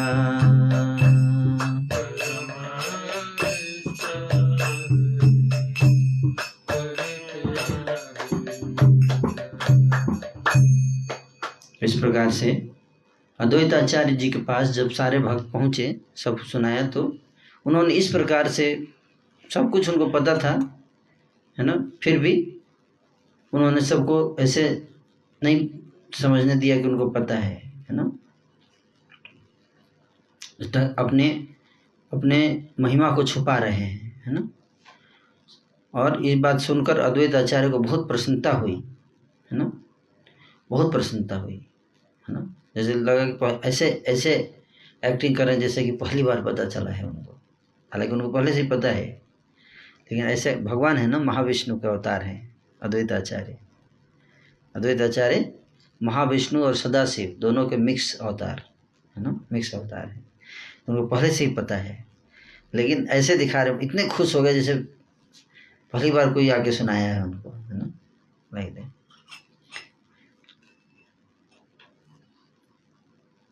और फिर भक्तों से कुछ बोल रहे हैं, क्या बोल रहे हैं सुनिए। अद्वैत आचार्य बोल रहे हैं, मोर आजकार कथा सुन भाई सब,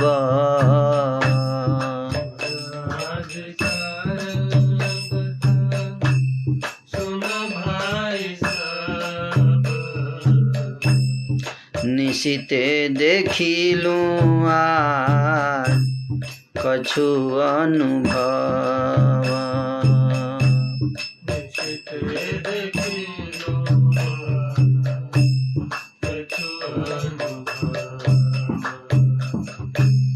गीतार पाठेर अर्थ भाल ना बुझिया,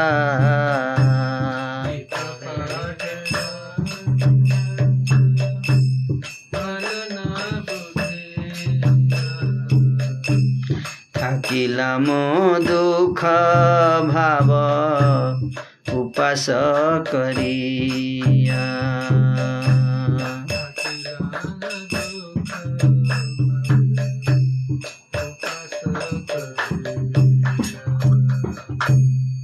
तो कहते हैं, हे भाइयों, तुम सब मेरी आज की एक बात सुनो। आज रात में मुझे कुछ अनुभव हुआ है। क्या अनुभव हुआ है? गीता के किसी एक पाठ का अर्थ अच्छी तरह समझ न पाने से मैं बड़ा दुखित हुआ और उपवास करके पड़ा रहा। क्या? गीता के एक श्लोक का अर्थ समझ में नहीं आ रहा था। किसको? अद्वैत आचार्य। अद्वैत आचार्य गीता पढ़ रहे थे, बोल रहे हैं कि आज मैं रात की बात बता रहा हूँ कि रात में मैं गीता पढ़ रहा था, उसमें एक श्लोक का अर्थ समझ में नहीं आ रहा था, है ना, नहीं समझ में आ रहा था। तो इसलिए मैंने सोचा जब तक ये अर्थ नहीं समझ में आएगा मैं क्या करूँगा? फास्टिंग करूँगा, फास्टिंग। ये भी गीता पढ़ने का एक तरीका है। जब तक श्लोक समझ में नहीं आया, फास्टिंग। हम लोग का क्या हो रहा है?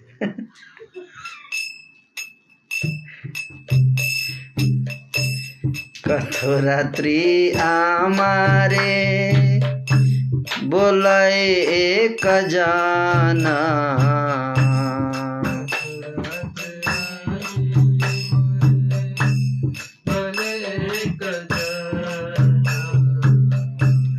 उठो आचार्य झाट करहो भोजन,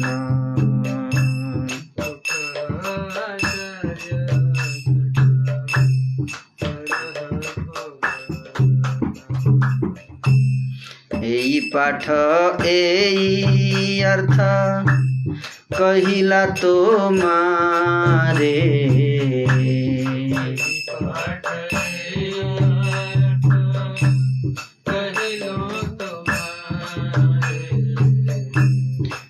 किया भोजन कर पूज हमारे।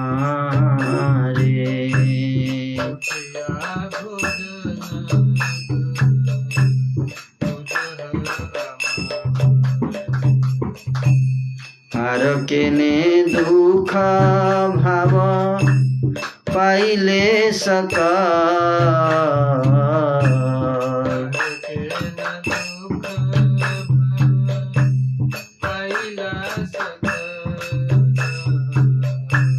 जे लागी संकल्प कैला से हैला सफल।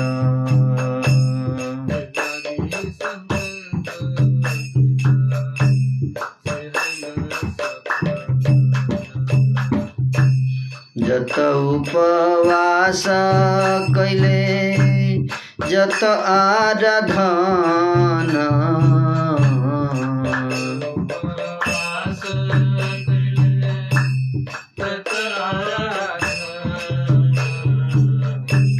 जतेक करिले कृष्ण बोलिया क्रंदन।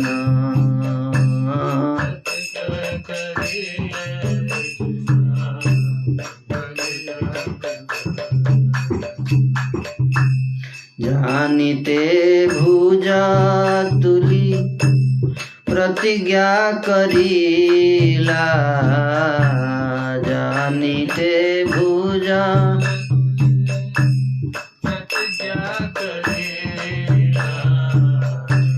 से प्रभु तो मारा एबे विदित हैया।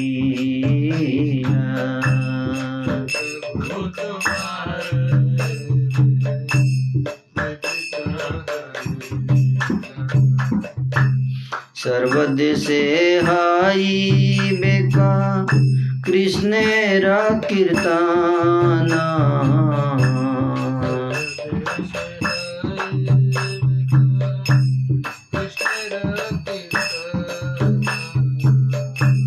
घरे घरे नगरे नगरे अनुक्षण।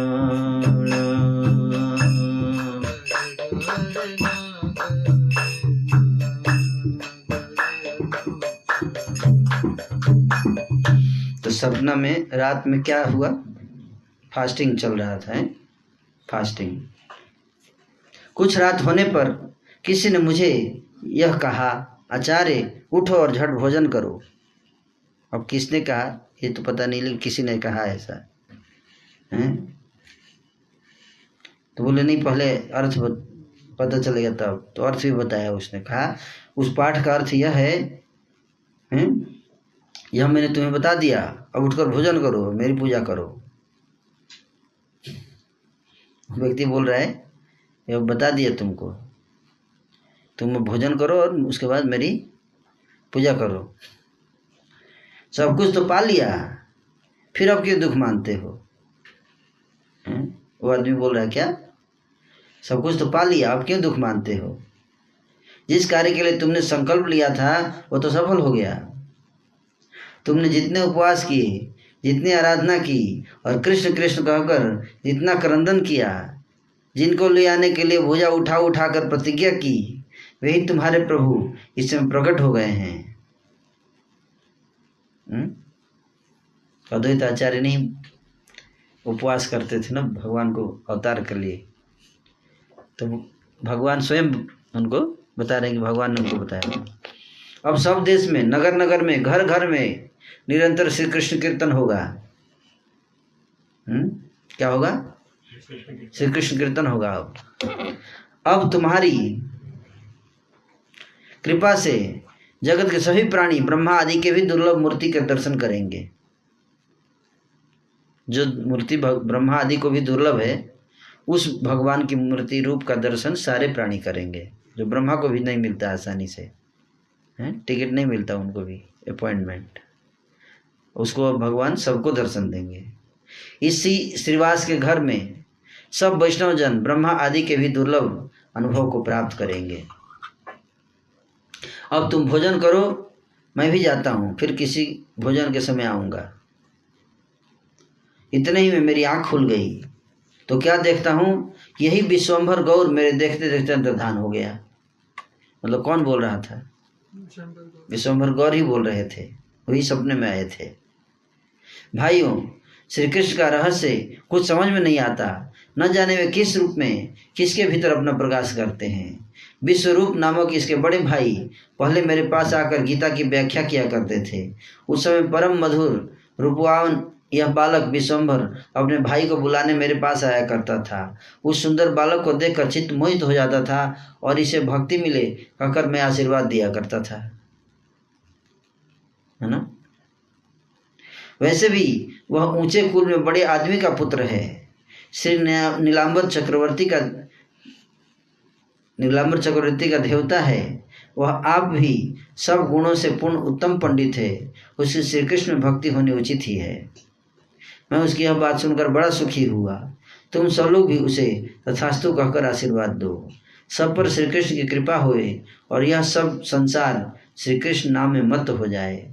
यदि बात सच्ची है, अर्थात यदि श्री कृष्ण का अवतार हुआ है, तो उनको स्वयं ही इस ब्राह्मण के घर आना होगा। अद्वैताचार्य बोले कि मैं नहीं जाऊंगा। सब लोग जा रहे हैं लेकिन अद्वैताचार्य नहीं जा रहे हैं। बोल रहे हैं कि अगर वास्तव में कृष्ण अवतार लिए तो उनको मेरे घर आना पड़ेगा, है ना, उनको आना पड़ेगा मेरे घर।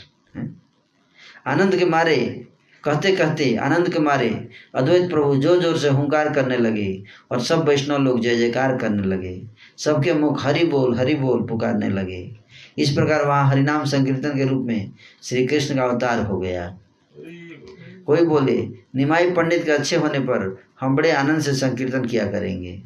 श्री कृष्ण कीर्तन कर लेने पर भक्तों ने श्री अद्वैताचार्य को प्रणाम किया और आनंद में मग्न घर चले गए। प्रभु के साथ जिस प्रकार जिसका भी मिलन होता है, वही खड़ा होकर बड़े आदर के साथ प्रभु से वार्तालाप करता है। प्रातः काल जब प्रभु गंगा स्नान को जाते हैं तो सब वैष्णवों के दर्शन होते हैं।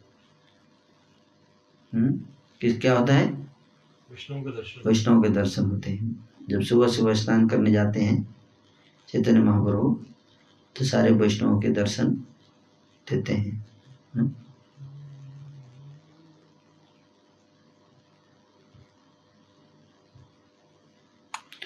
प्रातः काले जाबे प्रभु चले गंगा स्नाने,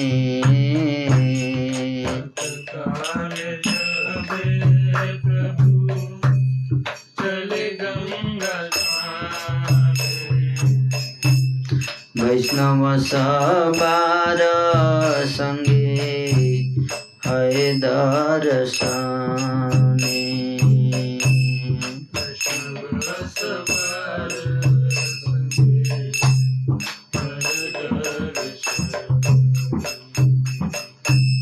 श्री बसदी देखिले ठाकुर नमस्कारे,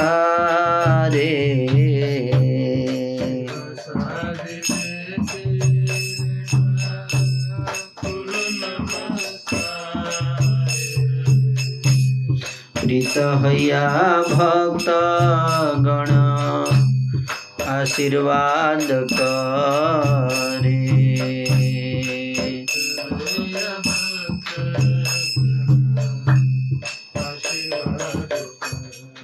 तो प्रातः काल जब चैतन्य महाप्रभु गंगा में स्नान करने के लिए जाते थे तो रास्ते में वैष्णव लोगों के दर्शन होते थे। इधर से जा रहे हैं तो वैष्णव भी जा रहे हैं, इधर तो रास्ते में मिलते थे। तो श्रीवास ठाकुर आदि भक्तों को देखकर अब महाप्रभु नमस्कार करते हैं, प्रणाम करते हैं। वैष्णव लोग भी उनको आशीर्वाद दे रहे हैं बड़े प्रेम से। तुम्हारा भक्ति कृष्ण चरणे, मुखे कृष्ण बोल कृष्ण सुनः श्रवणे। कृष्ण बजिले से बाप सब सत्य है,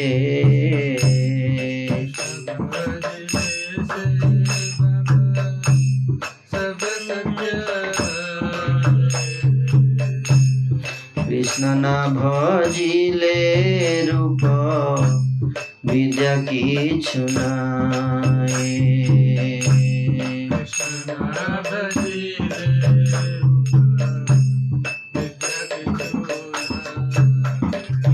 तो आशीर्वाद देते थे वैष्णव लोग। क्या आशीर्वाद दे रहे हैं कि हे निमाई, हम तुमको आशीर्वाद देते हैं कि तुम कृष्ण के चरण कमलों में भक्ति प्राप्त करो और हमेशा कृष्ण का नाम का हियरिंग और चैंटिंग करते रहो। ये आशीर्वाद देते थे। मेरे प्रिय निमाई, अगर देखो ध्यान से सुनो हमारी बात को, अगर तुम कृष्ण का भजन करोगे, कृष्ण की पूजा करोगे तो हर चीज में तुम्हें सफलता मिलेगी। लेकिन अगर तुम कृष्ण की पूजा नहीं करोगे तो तुम्हारा सौंदर्य और ये जो तुम्हारा सौंदर्य और शिक्षा है ना, विद्या, ये सब फालतू व्यर्थ हो जाएगा। कृष्ण से जगत पिता, कृष्ण से जीवाना,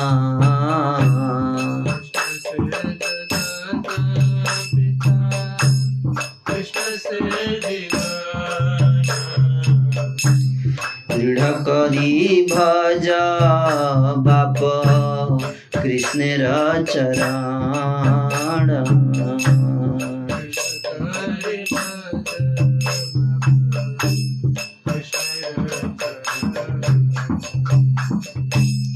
आशीर्वाद सुनिया प्रभुर बड़ सुख,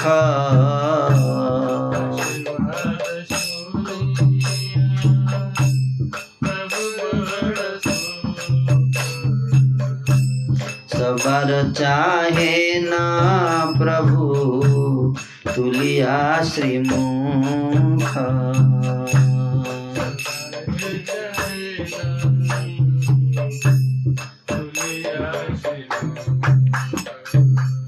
सारे भक्त बोलते थे निमाई को कि निमाई, कृष्ण जो है सारे जगत के पिता हैं, हैं और सारे संसार की आत्मा है कृष्ण।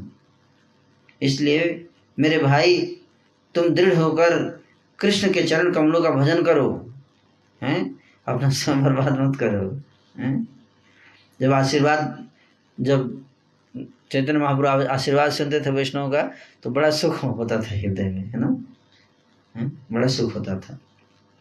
तुमर से कहा सत्य करी आशीर्वाद,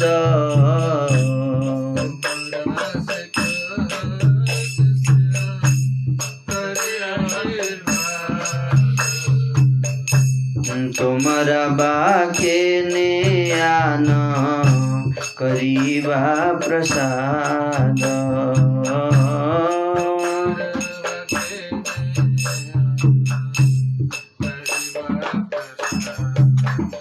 तो निमाई उत्तर देते थे, निमाई, है ना,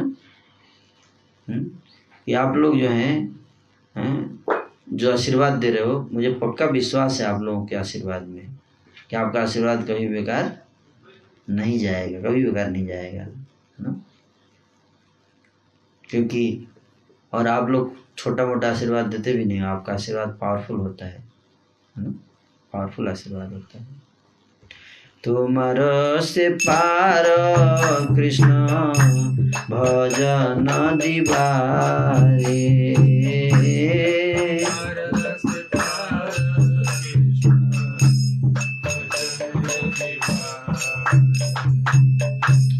दशरे सविले कृष्ण अनुग्रह करे।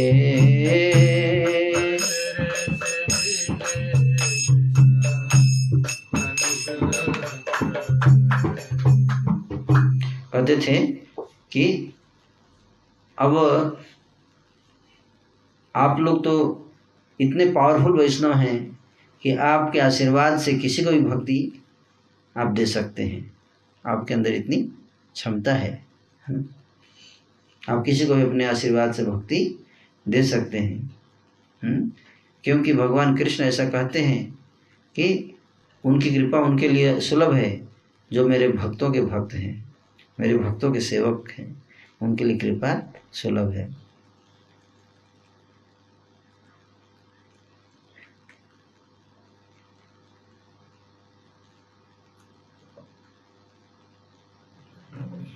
তোমার যে আমারে শিখাও বিষ্ণু ধর্ম,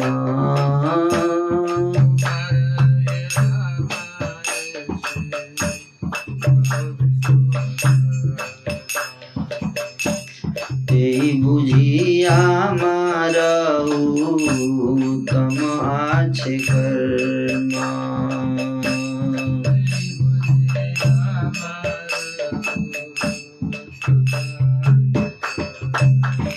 और आप लोगों का बड़ा मेरे ऊपर उपकार रहा है, कृपा रहा है कि जब भी मैं आप लोगों से मिलता था, आप लोग हमेशा मुझे मेरी कृष्ण के प्रति मेरी क्या जिम्मेदारी है याद दिलाया करते थे आप लोग।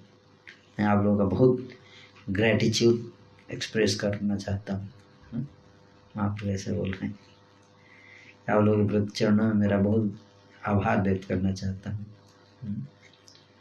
तुम सब सेविले सी कृष्ण भक्ति पाए,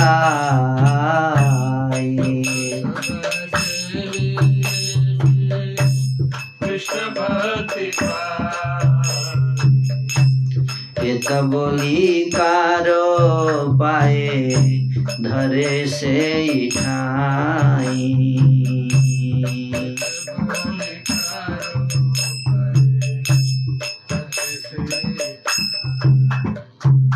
महाप्रभु बोलते थे कि आप लोगों की कृपा, आप लोगों ने जो कृष्ण भक्ति का आशीर्वाद दिया मुझे, उसी के कारण है ना मैं आज कृष्ण भक्ति के रास्ते पर आगे बढ़ पाया हूँ, है ना।